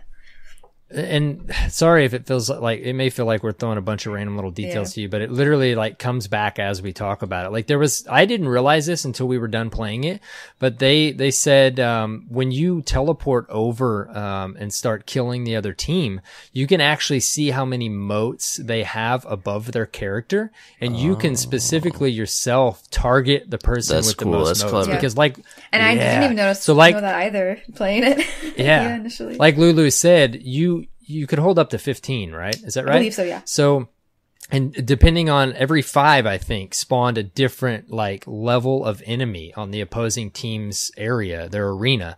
So if you want to decide to try to make it to 15, that's fine. But if they come over and they kill you, they can see you got 15 above your head. You lose, like you drop them. And the other thing too that they answered is as the invader, you can deny the motes. I'm almost certain Lars answered that while we were there. You can slide in and pick the motes up and deny them if there's still some on the ground. So there was a few details I pulled off the Destiny the Game website that were helpful about how the mode plays. So one was enemies get harder as you progress. You can collect motes from dead enemies, but only carry up to 15. You lose your motes if you die. You earn a blocker, which is, I think it's, like a strong enemy that pops up on the other side, right? You deposit 5, 10, or 15 motes in the bank. And then when you get to 75, you earn a primeval. And then at 25 and 50 motes total, you get to send the player over to the other team to disrupt. To invade, yep. So, and then when their primeval is actually active, you can actually invade as many you can invade because your portal will keep opening for you, so you can keep invading them when their primeval is active. So it gets pretty tough, huh? And the primeval regens health too, right? Oh yes, no. Yeah, he regens health, and the invader is not. I'm remembering this stuff like as we're talking about it, is not on the radar for the opposing team. But the opposing team is lit up for the invader, so you can see them. They are highlighted for them, so they can see where you are, but you can't see them. So we got to the point where we would just save supers for the invader, like save a super for the invader just so we could take them out. And this is 4v4, right? Correct. Okay. Yes. Now, when you start, like, how many enemies are you facing? Like when you just start a round? Like, how many enemies are in the space? They actually spawn in different areas. So I think as you do it more, you're going to be able to know where the enemies spawn. So, like, you're going to be like, all right, you two go over there. You two start going to the second spawn location. Like, it's not that, initially, it's like groups of, like, mobs, like regular, like vandals, 5 just like the small enemies. 3, 5, like a patrol. There's like, I think maybe then it spawns, like, maybe like a centurion or, like, I remember there was, like, a colossus that spawned somewhere, but it's not crazy amounts, but there's just going to be a lot of strategy though about like because they're not always that close together. So if you're shooting them, and then you have to go out and collect them, it's almost like, well, do you just want to have somebody be the collector while you go kill the other enemies? But then also kind of like, are they going to bank 25 before you can and send someone over to invade you and kill your person who has 15? So there's a lot of risk reward, I think, for it. So let's just say, like, I don't remember, what was it, like an hour or two we played? No one there wanted to stop playing. It's very addicting, and it keeps you like engaged. You're constantly like, we were all so excited for. I mean, it's it's just such a fresh mode and thing, game mode, you know, and something brand new. And we can, well, Cyborg, you from the outside a little bit, like, do you like what questions? Yeah, no, like, I have is there anything else? tons. I think so. Dude, like, go for it. How many rounds were there in a total match? Do you guys remember? It's 3 rounds. 3 rounds. Okay, so it's like best 2 of 3, or do you go to all 3? I know. I think it's best. Well, I think it's just first to 3. I think 3 rounds. Yeah, I'm not 100%. I don't actually remember. Maybe it's first to 3 wins, but there's okay. So it's like it could go more rounds than 3 then, if it's first to 3 wins. I feel like it only went 3 though. Actually, I feel like it was only 3. Yeah, I feel like there was some sort of. So then it had to just be tiebreaker like type best thing there. like first to 2, or like maybe best 2 out of 3 or something. I honestly can't remember exactly how that. That's okay. That's not worked. hugely important. I feel like each game took maybe between 15 to 20 minutes. Do you think? Is that right? Yeah, total, that's pretty good. Total each match. It's a pretty long. Yeah. So the rounds had to be then like, did the rounds have a timer, or like would anything time out? No, they ended when the primeval was dead. When your Okay. primeval, whoever killed their primeval first. So just totally based on the objective and whoever finishes that objective first. Okay. Was the primeval kind of like the big bosses that we see normally, like in, say, for like a public event, like when a big yellow bar boss spawns, are they like huge, like captains and stuff like that, or what type of stuff did y'all see? Well, I've been running public events on Titan, trying to be very efficient in farming for tokens. If you think about that public event that's inside that room, the witch's ritual. Portal, I forget. Yeah, the boss that spawns the big in the night heroic guy of that. He probably was pretty similar to that. I mean, kind of like say. I would think though, like, you know, like the EP size bosses, like that ogre. I would think that if there was an ogre in there, it would be like that size. Yeah, something like that. Yeah, they're like just larger versions of like the. Mm-hmm. Yeah. How did respawning work? Was there a timer on a respawn? Was it instant? I believe there was. There was timer, just, I think, a normal timer. Yeah, and there's no like live limitation mechanic or anything like that. Like you could just respawn whenever you need. Spawn. Yeah. Yeah. There's no okay tokens or anything like that. Cool. So, did you guys find, like, when you were playing, did you each just have a static loadout that you had to use, or did you get to pick what you wanted to use when you were playing? You got to pick from so each character had so many guns on it. You could choose which guns you wanted to use. You could rotate it out. I think I had a sniper and a rocket launcher on one of mine, and then like a hand cannon. Nice. So you were using like the new weapon system. Yeah. Yes. So let's talk about that then. And I think, wasn't there also heavy ammo? Couldn't you pick up heavy ammo from the middle? Wasn't there box crates, like boxes? I'm pretty sure. Yeah, there was. Yeah, so that's different. You could actually, you didn't have to wait for it to drop. You could grab heavy, like from like a little wall. Oh, really? Thing. So it didn't there wasn't a timer on it? I think there was, but you could, I always remember grabbing it a couple of times, so. Yeah. So it's probably there was a timer, fast, but you didn't have to wait for enemies to drop it. Cool. Yeah. Okay. So then let's talk about how the new weapon system played. Like, did you guys both like experiment with that at all, or like how did you enjoy it? Yeah. It's so weird because like there was so much to take in. I don't feel like I fully like if that was all we were looking at, that would be like I probably would have, noticed more things, but I don't feel like I fully like realized what was happening with the new weapon system. Like when they told us and showed us and told us we'd be playing on that day, it was like, oh my, wow. Okay. And then we played it. I don't even know how to process this. And there wasn't really a whole lot of instruction. I mean, there was maybe that we saw a video maybe, and then it was like, you're playing it, and it's like, you're trying to figure out how to play it at the same time as look at all the... It was just crazy. Like, I don't even feel like it's cool. Like I'm excited for it. I have no idea like what all they're having to think about and how it's going to pan out when everybody's playing with the new weapon system. Like it seems like there's just so much to consider with it, and I'm excited about it. But yeah, I can't even begin to like deeply analyze like the understandable mechanics. I remember putting the bow on at one point, but I didn't even realize that the bow, you held it down. That's what I was going to ask. Actually did an actual damage. I'm so excited because we could talk. Yeah, we could talk about the weapons too. I believe the embargo says, right, Lulu? Yeah, we can talk about there was a bow. Yeah, they told us, they just showed the bow.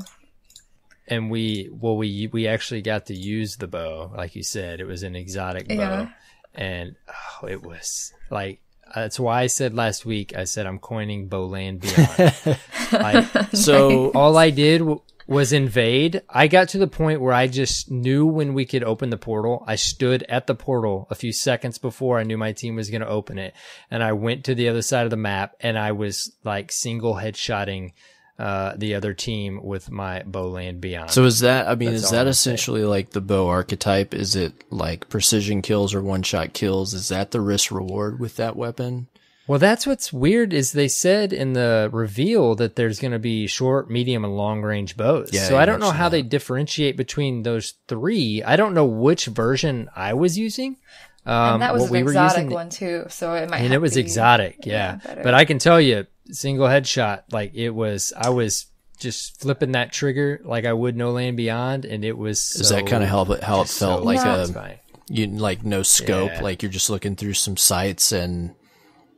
Yeah, and it felt so good. Like I was just doing a quick joystick flip. And you may not be able to say with certainty, but was it hit scan or was it a projectile?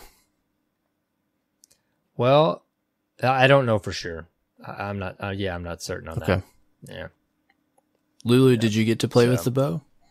I did, but the thing, like I mentioned, I didn't even realize if you held it, it changed the type that it was. I was just firing as fast as I could, and it just kind of like projected. Oh, that's funny. Like, because it's so funny how people play differently. Yeah. Like I immediately I'm an old torque bow guy from Gears of War. Like I was holding that thing down and just predicting where they were going to go. I was just jump spamming the shots at all the little ads on the ground. So Arrow, you were holding down right trigger to draw the bow back. Yes.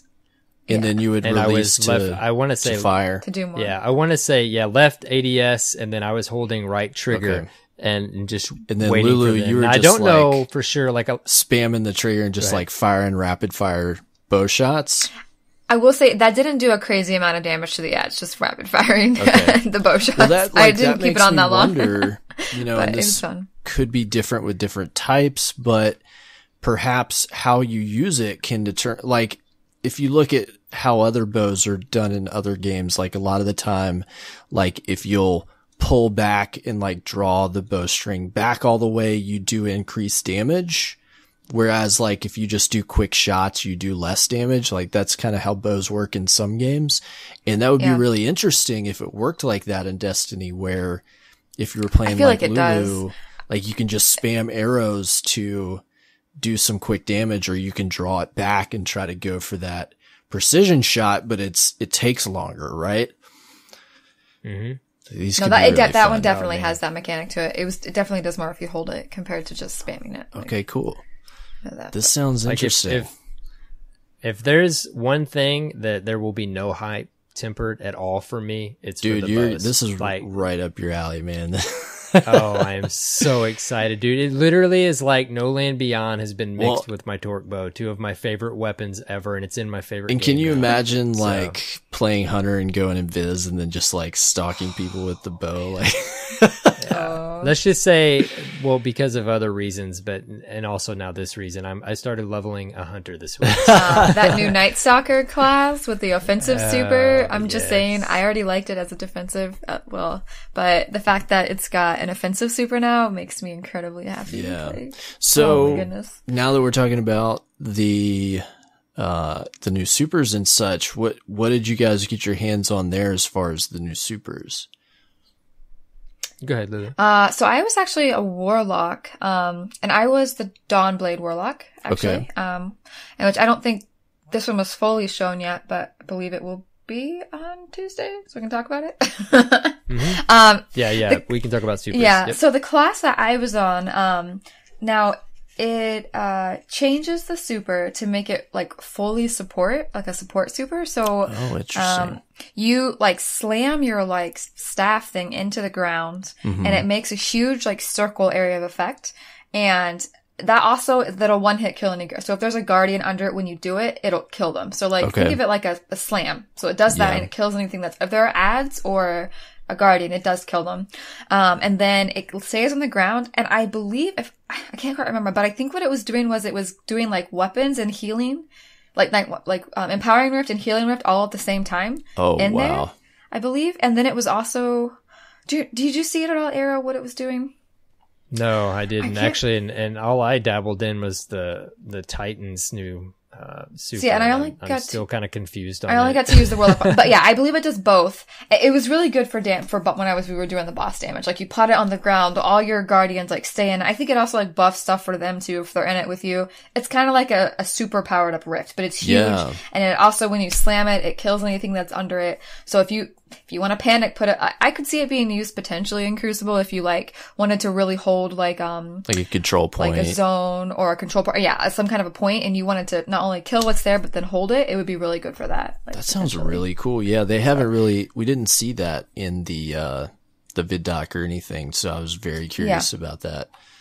That's cool. It also like reduces, I think, your incoming damage as well. So it does a lot of like buff type stuff. So it's like really, it's like empowerment and healing plus also kills that there. And I think it also maybe increases your like grenade, like your cooldowns potentially of all your stuff. I feel like it did more than just those two. But sounds really like I said, badass. I couldn't quite remember everything, but yeah. But I was surprised, like, because I accidentally like panicked at it when there was somebody invaded, and I was like, oh, it killed him. I was like, what? I wasn't expecting it to actually have like an area of effect to like actual damage. Lulu is making me realize, like, of all the hype and probably at that point the haze of the bow that I had, like, I did not do the super research that I could have done. Because I'm glad you played on the Warlock, because that was one of my play tests as well.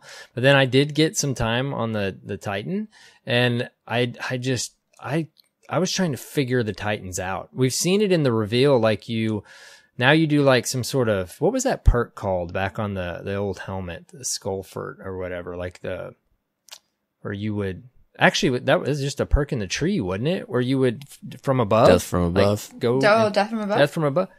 Because that's what it like basically this is on like Striker? No, it was, okay. Yeah, it was on Striker.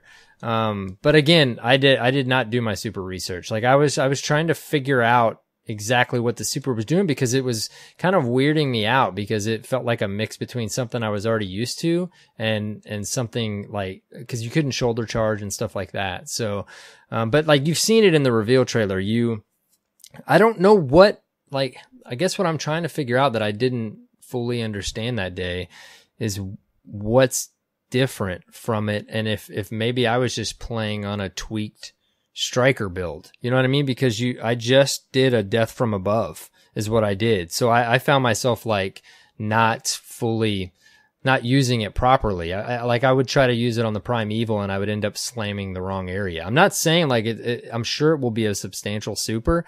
I just like, I wonder for the time being, even as a Titan, didn't figure it out. I wonder if it offers that utility where like the higher you are, the more damage you would do with death from above. That's very possible. Yeah. This was all during Gambit. Yeah. So like this is going right along. Like I'm like trying to just take in all this stuff and look at the menus. At one point I think they even said, all right guys, get out of your menus. Let's watch Gambit. Watch the game. I mean, it was like we all had like an hour to see like Gambit, all the new weapons system like change and our supers and play it, and there was so much like going on at one time that it's hard to. No, I remember that very well with the DRE where we got to play stuff for the first time, and you're taking in so much. And that's why I like went back and played stuff over and over, trying to like notice different things and figure out what was going on with like the new supers. Mm-hmm. And it was a lot to take in at once. Well, the other piece of it too, Lulu, have you been to Bungie Studios before? No, that was my first time there. Yeah. So that was, I think we talked about that, Cyborg, on one of the shows. Like there was that part of it too, where it's like, okay, we're at Bungie. let's just set that aside. And we have things Stop to do. out Like, and we have work, questions right? to ask for the community. Yeah. Like, it was just like so much going on in our brains. Yeah. Like, it was just unreal. Yep. I'm sure. So cool. Though. So besides what you guys got to play yourselves with the new supers and stuff, were there other supers that other players noticed that you had any observations on, like stuff that we may have seen in the vid doc that just looked cool to you or interesting? Gosh, I don't like recall like several of the ones that we saw in that vid doc, like the Void Hunter and stuff like that. Like, I don't know that I don't know what we had our hands on. We were only limited to certain like classes. Like, I couldn't switch off a Dawnblade. I could only be a Dawnblade, and I could only be that one super. So there was probably a more limited amount. I don't think we. And I want to say there maybe at most was 3 supers present. Okay. There maybe one for each class. Okay. Yeah, a lot of that stuff we've seen in the vidoc now. Yeah. Like that's actually our first time seeing a lot. Yeah, a lot of what you guys are seeing now with Forsaken and stuff like that. We it's all surprise. It's new to us too. Yeah, so, I thought that Warlock super looked really cool. Like, I don't know if you even played Overwatch, but like, do you know Moira? I can't say it. The character on Overwatch. Like when they shot out it really reminds me of the new Warlock one. That looks pretty cool. Which one? The Arc? Yeah. The Arc one, the new Arc one. Like, it's like a giant like beam of I was wondering, because they showed how the Warlock is going to have the teleportation thing, and I'm wondering how that combines with like the new beam thing they have, like how much it sounds like it's going to have a lot of utility. And then they also showed, if you caught it, there's a Stormcaller consuming a grenade and creating an arc. We call them Arc Buddies or Arc Boys. I don't even remember what they're called now. Oh, wait for the new Stormcaller tree? See, I think I missed that. Yeah, it's like one quick moment in first person and I saw a GIF of it on Twitter. And he just like consumes a grenade, kind of like the Devourer Warlock, and then all of a sudden an Arc Buddy pops up. I was like, yeah, that's so cool, because those are so, so handy. But it seems like they're adding a lot of utility to a lot of these classes in new ways, and it's really exciting. Well, yeah. What's exciting too is, all the tweaks to exotics. Everything they're not, again, with the teamwork with them and us, like, they're not hesitating to make things, like, not overpowered's the wrong word, but powerful, have utility, like you said, and be powerful and potent. You know what I mean? So that excites me for what some of these new supers might have, Yeah, and similar to back in the day with the Taken King, like, just adding the third subclasses, like, expanded the game so much. And they added a lot of, abilities, and we have even more of that now with, like, your passive abilities with each character. But, it sounds like basically we're getting, like, a new attunement on each subclass, which adds a lot to the game. I mean, 9... That's new ways, that you can play is a lot, and it's a lot to balance and to create. So much. And then factor in the weapon system change. I can't, like, just how much they're having to think about for a lot of this stuff right now. I feel like September is going to honestly feel like a new game for a lot of people. It's going to be how you can choose, like how you can play is going to be completely different. And honestly, some things may be broken initially, but I feel like that's okay. I feel like, they're taking chances with stuff. And so we just have to kind of It was really funny because last week on the part 1 of the Crucible Radio interview with the Sandbox guys, they were just talking about, like, if you like the way the game plays right now, like, enjoy it, because it's going to completely change in September. Yeah. They're like, if this works for you. Change, though. Like, I mean, I don't dislike I don't hate, like, some people absolutely hate the current system. I don't absolutely hate it, but I definitely, am looking forward to it changing to something that we all feel like. I do worry about, I do have some worry though about how it's going to play in Crucible. Like our triple shot is gonna be like crazy OP. Like everybody's just running around slide shotgunning everything. Like it'll be interesting to see how like Crucible changes. But so I have one other I feel like is a big question that I've heard a lot of people like poking around that I think you guys can answer, that has to do with the weapon system. In the iteration that you guys saw, how did ammo work? Well, go ahead, Lou. Sorry. No, I honestly, like, I don't fully know, actually, to be honest. Some people, okay. I don't really know, actually. So maybe you can answer it better, yeah, because... Yeah, I mean, I had special, primary, special, and heavy, like, but I don't... Okay. We didn't do the new weapon system for PvP. And we didn't get to play it at all in PvP. So it's not like you got to like rock 3 shotguns and then run around and see how that works. Right. No. I mean, they did tell us we could do that. And I mean, it seems like there's obviously going to be some sort of limitation. Like we've talked about it, risk versus reward. Like if you're running 3 shotties, like there's obviously going to be, I would think, a mechanic in place for you to not have, you know, as much ammo as you would with a normal kinetic. Well, and some guns can't leave their slot. So like I know like Tractor Cannon and Acreus, like they can't leave the heavy slot. So you're only going to get that ammo if you pick up a heavy crate. Okay. Like you're not going to be running full Acreus the whole time. Like that is still in your heavy and you have to have ammo for it now. And I'm assuming they're going to balance the other shotties to where like they're not a one-hit kill. Like even if you're like if you have a shotty in your primary slot, it may not one-hit kill you have to 2 or something like, so we don't know exactly. Yeah, I don't know how. Yeah, I guess I don't like understand how they're going to balance something. it. Some people have thrown around is they're thinking like that. The shared ammo pool. Like if you're running a shotgun in a primary, they were saying, well, maybe there's certain shotguns that are made to be in a primary slot. Yeah. Not like you can't like move them around. Yeah, with the slot that it drops on, you can't move it to like your okay, so like energy. you may have the ability to run 3 shotguns, but those 3 shotguns aren't all heavy shotguns. Yeah, like you might have like a light and then a medium and then a heavy. But I'm not sure now. I guess I don't know if you make. Did they mention anything like could you make an energy gun like a? I don't know if that was. I don't know. Yeah, I mean, I feel like we don't know. Yeah, a lot of the. So there will be. We just know that like Tractor, like Acreus, isn't leaving the heavy slot. Okay. So that's going to be there. I don't know how the. So there is going to be guns that like I couldn't take like my rocket that, let's say my Sins of the Past. I couldn't take that and like put that in my primary slot. I don't think so. No. Okay, so. No. And this is just based on what you understand so far. So if people are listening, like, don't take this as the last word until we see it from Bungie. We didn't really get. Yeah, because you got limited time. But I'm just kind of trying to flesh out like my general understanding of how this could work, because this is what a lot of people are pushing around. Is it sounds like there will be, for all the different archetypes, there will be like 3 different, not for each weapon, but you could get like a heavy archetype of a weapon, you could get a primary or kinetic archetype of a weapon or an energy archetype of a weapon, and they'll be married to that slot. That's kind of y'all's understanding? Yeah.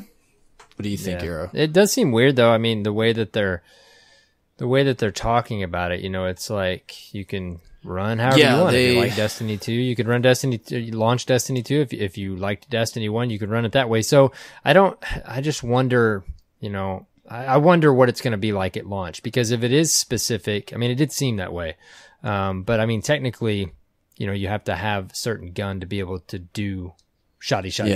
You know, you have to have the right gun for each slot. Because I think to be able like to do that. maybe we were talking about this last week, but in what we saw in the vid doc, like when they previewed the character screen, they were looking at weapons. There was like some kind of little dots on the icons. Yeah, there was like, almost like it like some kind of indicator identified of where it what slot they're for. Yeah. Now who knows if you can tweak it. Yeah. Last week we were talking, Lulu, like, in some of the footage that we saw on different content creators, like there was for the heavy slot, and I didn't notice this when we were there, and who knows if it was even implemented yet, but there's like 3 little bullet icons on the heavy weapons, and then 2 little bullet icons on the energy weapons. So who knows if there's something in place to allow you to like change it, change what that slot it's in. Yeah, who knows? Okay. I mean, that maybe not. Who knows? Again, don't take any of this for like the final word. Yeah, we don't know. Like, but it wasn't explained to us there either, other than it was be changing. So yeah. So and granted, the builds we played on, I mean, there's the build they're playing on now and showing us is not the same build, I'm sure. Yeah. So yeah. So anyways, cool. Well, so much stuff to process. That's the most I will pick your brains on this week, and I know that we're likely to see more details about how some of this stuff will work over the summer and blog posts and videos and all that stuff. So we have all that to look forward to.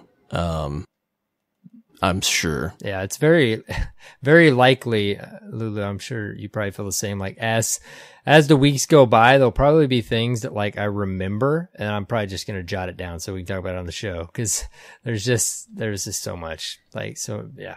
Just people were taking notes, pages. Yeah, no, notes. I have like I actually have my notes like like that I took when I was there. Actually, like yeah, I and they also like, mentioned which nobody's really talked about is that they're gonna be inviting people over the summer to play some of this stuff. So I'm very interested to see who they invite out and what that'll look like, and if what they'll be able to talk about. So we'll have that to look forward to as well.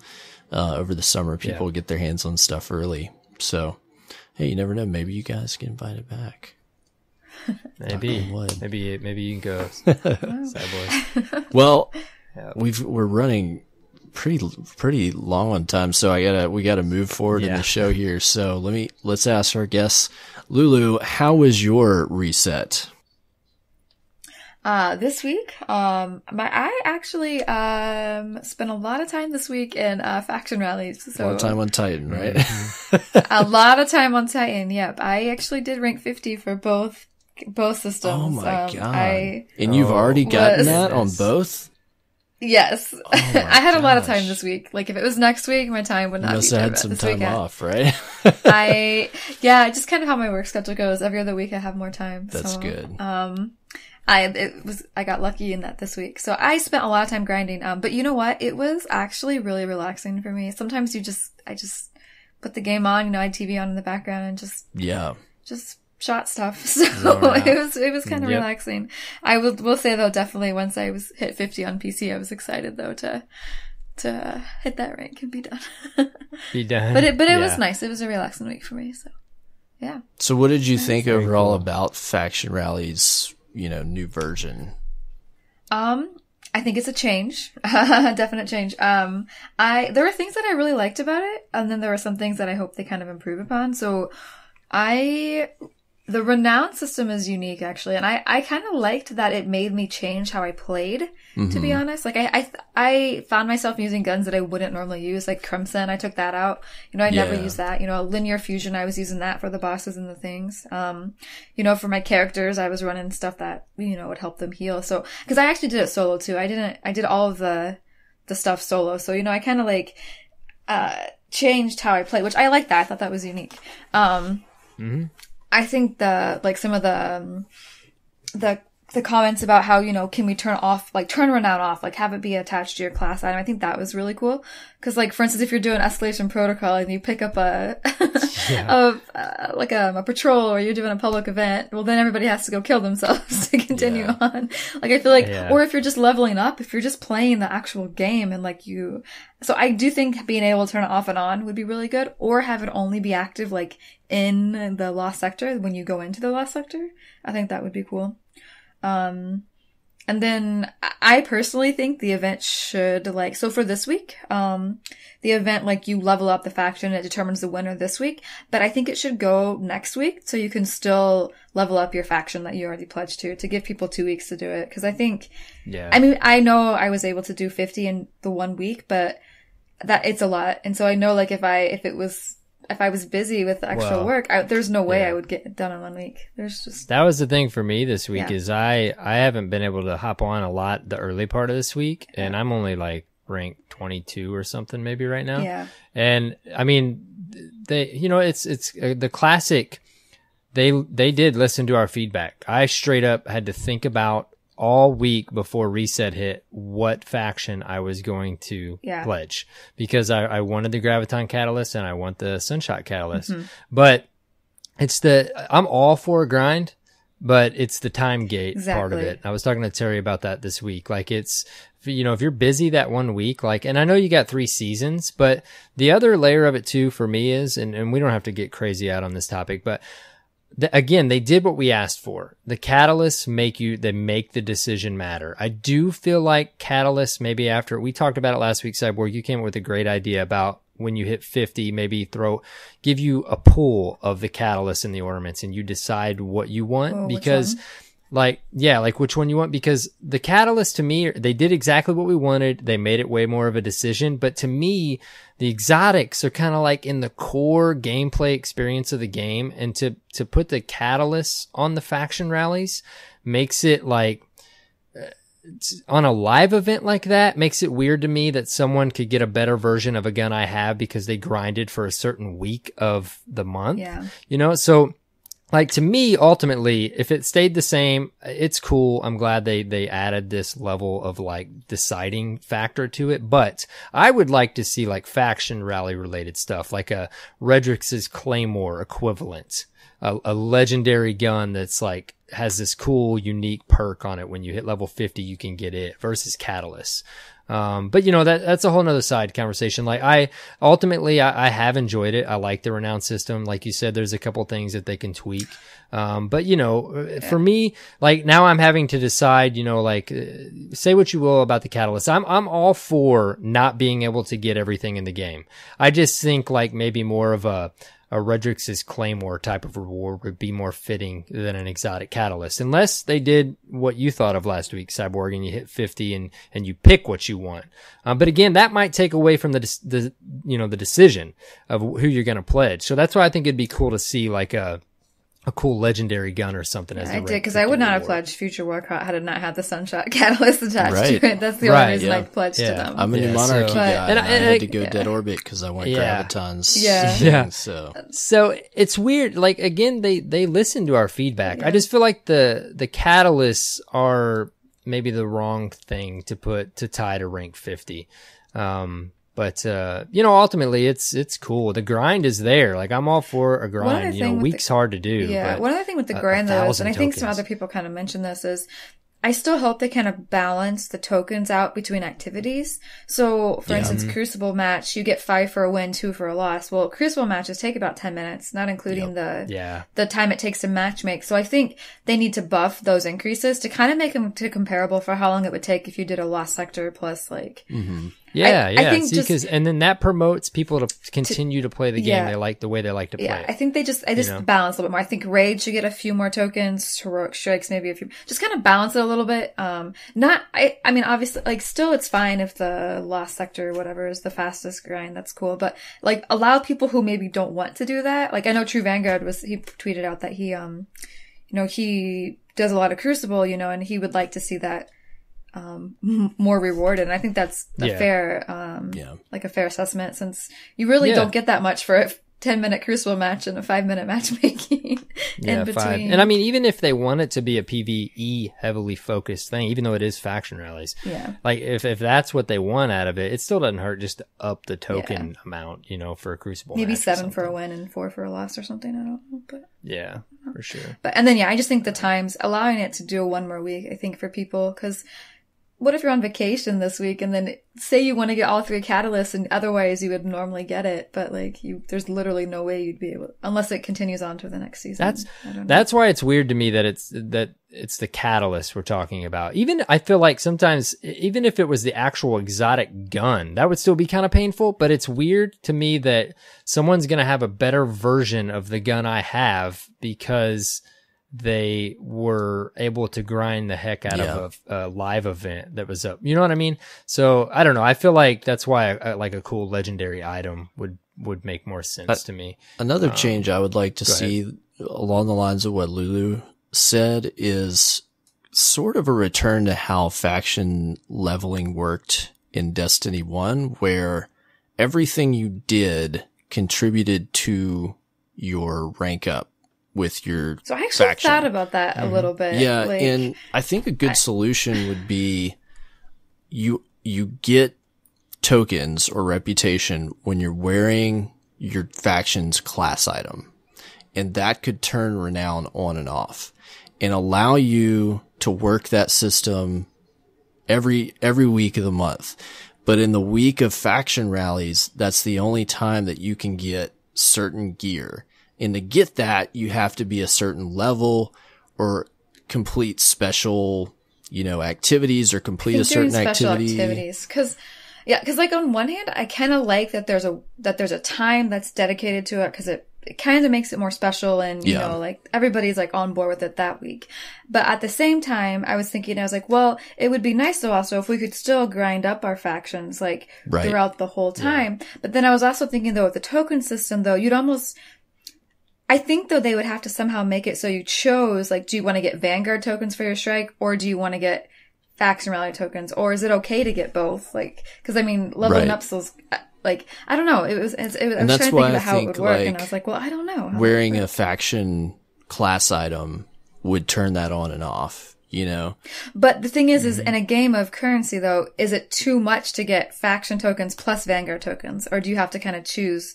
So if you put the class item on, would you not get Vanguard tokens? Yeah, that's something they'd have to work out with the economy, but yeah, I think it could work like you can only change your pledge once a month, so it makes a big difference.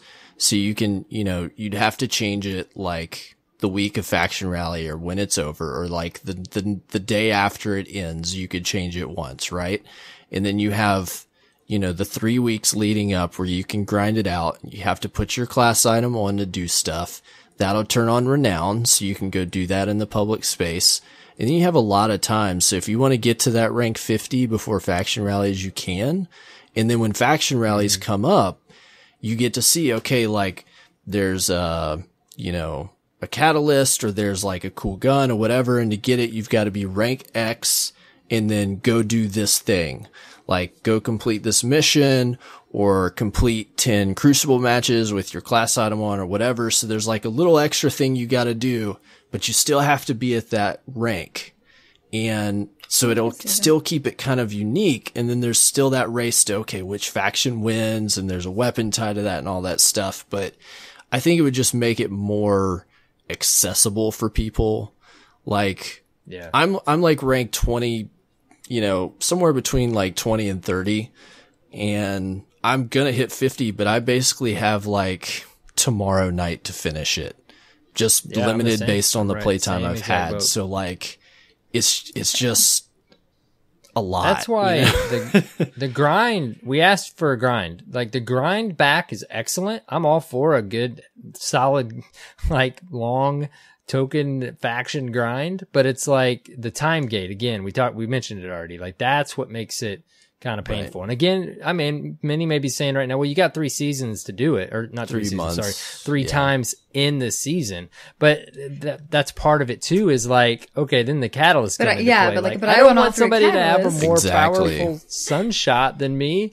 Like, you know what I mean? So like you have, essentially you have to finish this faction, this one, so that way next one, you can get the next catalyst. Yeah. Exactly. That is it. I will say, I love that they put value on having a full set. Granted, if you don't have a full set, so when I go over to Future War Cult, it's going to be more painful. Yeah, I didn't get a full set. It is awesome. I grind on rank 50, and I still didn't get a Titan helmet for my helmet. My Titan can't get the ornaments, really? And I even grinded. Well, see, and it does stink. We were talking about that this week. It lands on RNG as far as that goes. But I've pledged to Dead Orbit so much that I did have the full set, so it worked out. Now, granted, it might not be the best way to implement like value in having a full set, but I am finally glad to see like some sort of attribute or bonus. I think the thing that would help with that is, say once you get like rank 30 or something, or whatever number it is, if you don't have the full set, let me purchase it for like 10 tokens. Let me buy it. Like let me buy what I don't have after RNG. It stinks gave me like 4 chest pieces in a row. Cause now like I'm just honestly like I'm not gonna really play tomorrow. I won't have time, so I'm just not gonna get my ornaments or my Titan, because next faction rally I'm going to be a different one. They did say, did we say this already? They did confirm you can work on your ornaments. Yeah, but I don't have the helmet. You can't get the helmet. You can't get it because you don't have the actual, you don't have to get I mean, and I know someone on Twitter that I follow, it took him like 178 rank ups to get his, like, wow. I mean, that's crazy. How did they have 178 ranks already? They play a lot. Play all day. I can actually, let me see how many he said it took him to get. That's crazy. It's like 100 and something to finally, maybe it was 128. Man. Yeah, when it lands on RNG like that, we were talking about that this week too, playing. Yeah. It stinks. Yeah. For sure. Well, that's our feedback on faction rallies, I think. 116 I liked. So. Fun overall. 116. So, wow. Yeah, still a lot. But I think the one other thing though, my feedback is the renown system is really cool and basically delivers that hard patrol that we've always been asking for.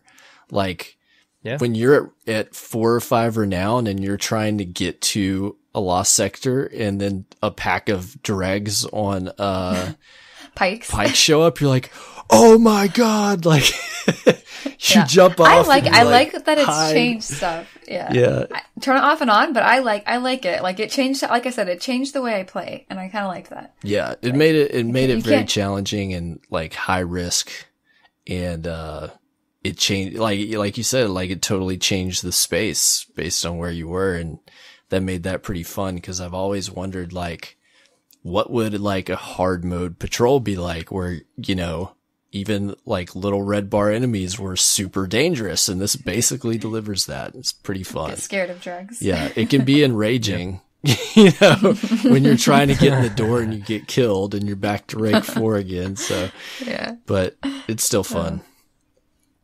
Well, because we're running short of time, I guess me and Arrow, let's kind of deliver our quick bullet points of the reset. Arrow, what'd you get up to besides faction rallies?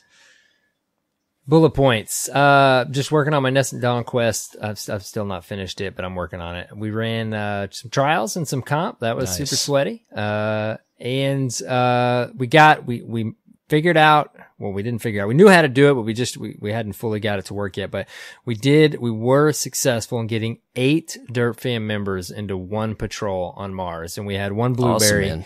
Awesome, and we like all danced over in the certain area of the map. He finally figured it out. He ran over and he's like, oh wait, I think they're gonna, so he totally helped us. That blueberry shout out, we beat 3, level 7 completions on Escalation Protocol. That's great. So it was like, did you get anything? It was super fun. Well, here's what's funny about that.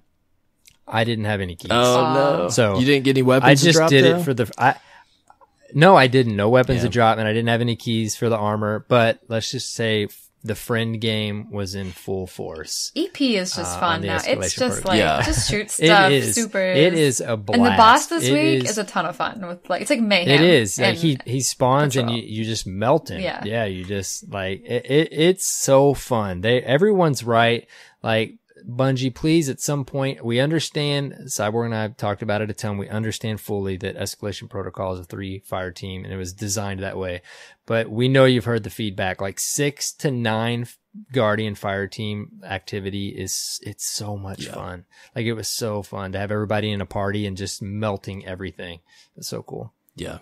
But anyways, that's what I was up to. Good, man. Yeah, so, all right, we finally finished Spire of Stars.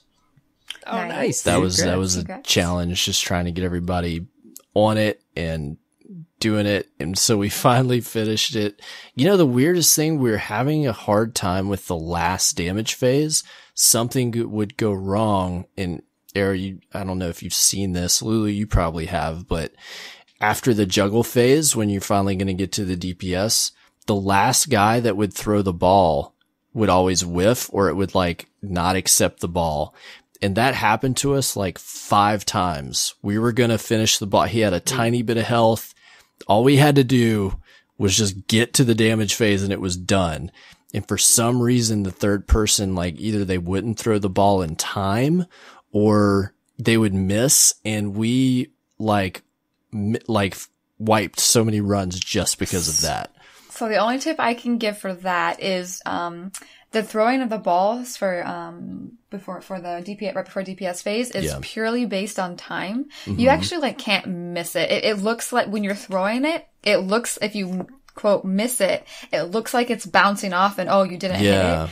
It's actually not true. It has aim assist of like times 1,000. So if you throw it anywhere near that thing, it's going to actually register. Okay. It's purely time based. So when we always, for our team, we always call out when Callus is rising. And then as soon as you see a sparkly hand in the sky, that's when you throw it and you'll hit it. It's just time based. That was our inclination that it wasn't getting thrown in time. Like we were calling it out and it would be like 5 seconds later it would get thrown and we were like, we really think it's just taking too long. But it happened over and over and it was driving us nuts because the first damage cycle or the second damage cycle, everything would go like perfectly. And for some reason, like that last one, we just kept screwing up and we were just, oh man, it was so painful, but we finally got it done. And like that is a very technical encounter just because of the amount of moving parts. Like it's a ton of fun, but there's a lot that has to happen.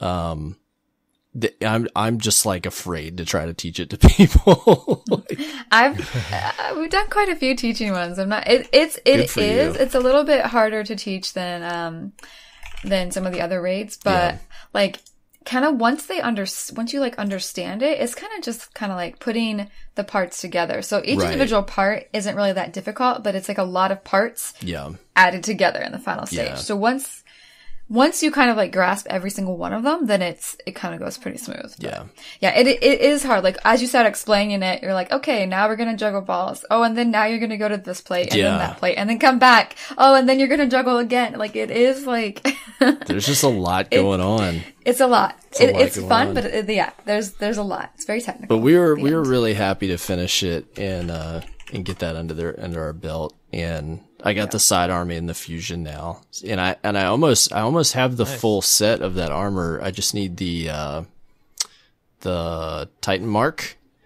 And it is the god awfulest, ugliest thing you've ever seen. If you look at the Titan armor. Yeah. Oh my gosh. I'm going to send you a picture, Arrow. I mean, it is just hideous. It's so funny. Yeah, those marks. It's so hard to hit the mark with the fashion element of those marks, man. Like I run this, I have the same one for every build. Is yikes.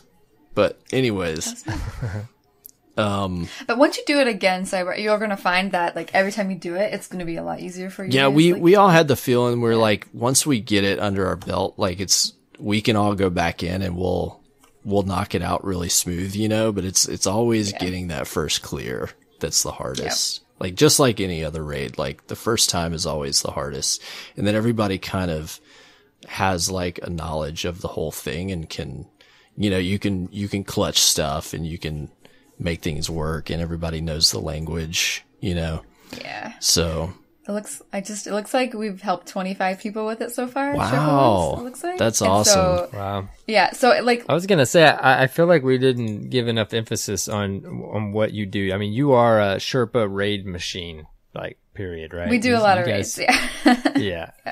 When which is very cool. That's great. Kind of very cool.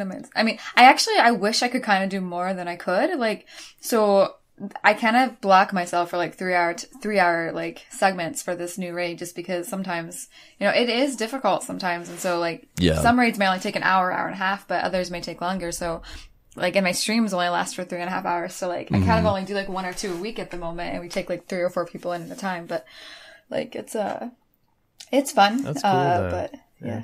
But I want to say, on that raid lair, encounter in particular, the exotic Polaris Lance is so good. Oh my gosh. That's the thing. I don't have my catalyst for that just yet. You don't even need the catalyst. Just the exotic version is so good in that encounter. Like, you can just stand from anywhere and kill all the ads. You never run out of ammo for it. And everything in there has solar shields. So it fits perfect. Like, I rarely pulled my primary out. Like, it works so great. Of the Touch of Malice, like almost like they designed it around the. It definitely fits with the content. See, I've always been running Skyburners at the end, but maybe I need to put that one on actually to see. I would try it. Like it. I had a couple other people put it on too, this week. And they were like, "Yep, I see. It works really well." The only thing that was competing was Graviton Lance goes really well in there too. to get those cosmology perk kills was really powerful, because basically in that encounter arrow, ads never stop coming. Like, it's not waves. Oh, wow. Well, there's a couple parts where it's waves, like when you're restarting a damage cycle, but besides that, they just come and come and come. So you're just nonstop, constantly killing Cabal. Chaotic. I never want to see another Cabal again now. So that was like a good 2 nights out of my reset this week. The rest of it has just been faction rally stuff and just like trying to do all that and fit it in. So, but fun week in Destiny, man. Like I said, I'm not running. There's no shortage of stuff to do right now. There's a ton of stuff to play. So it's a good thing. Yeah. Yep. All right. Y'all want to do real quick? You want to do this email Derp discourse time? Yeah, let's do it. This is the one we were going to do last week, and the show went long last week, and it's going long again. We're gonna fit it in this week. Cyborg, you're the email reading pro. Wilburfish sent us an email. Impressions from Returning Guardian. He writes, "Hey, AER0KNIGHT and Cyborg. Hope you've both had a good reset. I'm someone who fell out of D2 a little before Curse of Osiris dropped. Even though I hadn't been playing, I still tried to keep an eye on what was happening in the game. And then in the last couple of episodes, you said how now would be a good time to jump back in. So I did. I've just finished the Curse of Osiris campaign and am now embarking on the new Warminds material. I know that generally speaking, the Osiris campaign wasn't well received. However, I quite enjoyed the short campaign and expansion of the overall Destiny story. Perhaps this is because I've had a few months away. It felt fresh again, and so it was also a good chance to relearn some of the mechanics. Having 2 lots of DLC to catch up on gives that feeling of there being lots to do.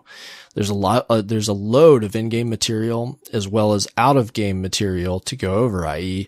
learning the new meta. Not to mention, not having been a D1 player, the Masterworks is all completely new to me, so this is something meaty to get my head around. I'm looking forward to trying the other new features once I've finished Warmind, and look forward to powering up once again. Starting from 305 is giving me that little bit extra to grind. It certainly seems there's lots to keep me here, and having rejoined Destiny Reset Green, it'll be good to get involved in clan activities again and start playing with the Derp fam once more. Just wanted to give you guys some feedback based on my experience coming back. The short version of all this is, yes, you're right. Now is a good time to jump back in. Keep up the excellent work, Wilburfish." That's awesome. That's so cool, Wilburfish, to hear. I mean, we've been saying for the last couple of weeks, like, wait till September. It's understandable if you want to, but man, is there a lot to do right now. And it's cool to see somebody come back and think so. Yeah, I think so as well. Very cool. Like I've seen people comment a little bit that, okay, they didn't play Curse of Osiris and Warmind, and there have been some complaints that you have to have those to come play Forsaken. And right. Quick disclaimer, they are going to have some different ways you can buy that content that I think will be a good value, but it is important to note too that was the same with the Taken King, right? Absolutely. But yeah. That being said, that content is still good. Like, Curse of Osiris was not terrible by any means. Just wasn't exactly what a lot of people wanted.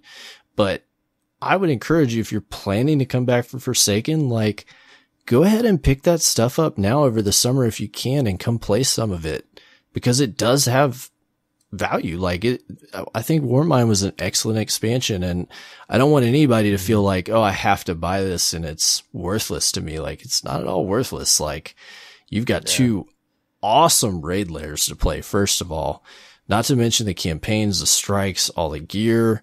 The Forge stuff was really good for Osiris. There's the escalation protocol. I mean, there's a lot of cool stuff to do. So, like Wilburfish, like, come jump in. I think you'll get your money's worth. And you heard it from him. Not to mention all the massive patch you'll have from the quality of life stuff we've gotten up to this point. Yeah. That's free. So yeah, I mean, again, I said it earlier in the show, Warmind has very much, I was excited for Warmind, and I knew a lot of quality of life stuff was coming, but the amount of content and things that we like in the Destiny experience and things that we got and, that we enjoyed in Destiny 1, like Warmind really surprised me with the amount of steps in that direction that we got with the second DLC. Yeah. I would have expected to fill some of this not until Forsaken. But yeah, very much Lulu, so. are you seeing people coming back now that were in your community or anything? Yeah, no, definitely. People that had originally hadn't been playing for a little while before, and because they were playing either other games or just stopped playing. A lot of people didn't really like Curse of Osiris all that much, but yeah, definitely of coming back for the grind right now. For there's a lot more grind in Warmind, especially just to with, chase. There's exotics, weapons to chase. There's just different stuff. It takes longer to level up and things like that. So yeah, definitely. I think the overall change, the feeling towards the game is more positive right now rather than more on the other side. So more optimistic. Yeah, you don't have to if you don't want to just jump right in with Forsaken and try to figure everything out that's going on. Just come casually play until September. You don't have to invest 5 hours a day. So. Very cool. All right, cool. So if you have some Dirt Fam discourse, if you'd like to send us an email, talk about your experience in the game right now, what you're excited for about Forsaken, or maybe just send us some comments on what we've talked about this week, send us an email or a speak pipe. Our email is destinyresetpodcast@gmail.com. And you can also leave a speak pipe at speakpipe.com/destinyreset. We have a quick shout out to a new patron. Who is that, AER0KNIGHT? We do. What is your Wolfneer? guess on this gamer tag? Wolfneer? I think so. All right, there you go, Wolfneer. Thank you so much for the support. We, of course, really appreciate it. Yeah, and if you don't know what a patron is, go to patreon.com/destinyreset, where for as little as $1 a month, you can support the production budget of our show. You also get a few perks like a shout out on the podcast. You get your gamer tag on our website, and you get an invitation to a Discord channel just for our patrons and supporters. Finally, if you don't want to do the whole monthly donation thing, if you want to just buy us a cup of coffee, you can do that by sending us a tip via PayPal. We've got a PayPal link on our website. Just cruise on by, and we got lots of people that do that too. You get the same benefits, and we definitely appreciate anybody that sends us funds. However you wish. Yes. Very much. Lulu, thanks for joining us this week for a long show. Yeah. No, thank you for having me, actually. It's been great, actually, to kind of relive some of the stuff we did at the summit, actually. So. Yeah. Yeah, it's such a great time to have you on. Yeah. Very cool. Where can people find you if they would like to come and check out your stream or talk with you? So my stream is twitch.tv/iLulu. And then I'm usually, my stream time usually start at 8 a.m. EST, about 5 days a weekish. And then, my, Twitter is actually, Lulu Soccer. So those are my two. Awesome. Yep. Very cool. All right. AER0KNIGHT, where can people find you? You can find me on Twitter, YouTube, and Twitch at AER0KNIGHT with a 0. Great. You can find me at CyborgSasquatch on Twitter and Mixer. And then finally, you can find us at Destiny Reset on Twitter, and then also on the web at www.destinyresetpodcast.com. That's your source for all things DRP, including links to subscribe to us on your favorite podcast app of choice. Finally, thank you for your iTunes/Apple Podcast reviews. Now we've got a couple new ones this week, right, Arrow? Yes, we got 2 new 5 out of 5s. One was no written, but that's all right. Take it. Thank you, Guardian. And then we did get a written from Conan Madman. Conan Madman. Thank you so much. So if you're on Apple Podcasts or iTunes, please go and leave us some stars or write a review. It helps us get seen by more people looking to hear Destiny podcasts. Helps us get higher up in those rankings. And we appreciate everyone who does that for us. Yes, very much. Very much so. Lulu, thank you again. It's been awesome to have you on the show. Again, sorry. I think we went about 40 minutes longer. No, it's okay. It was a good discussion. So. Yep. A little less sleep this evening or this morning, I guess we could say now. But yeah, thanks so much. And of course, welcome anytime. And I guess, Cyborg, it's that time. Until next week, have fun playing Destiny 2 and take care, Guardians.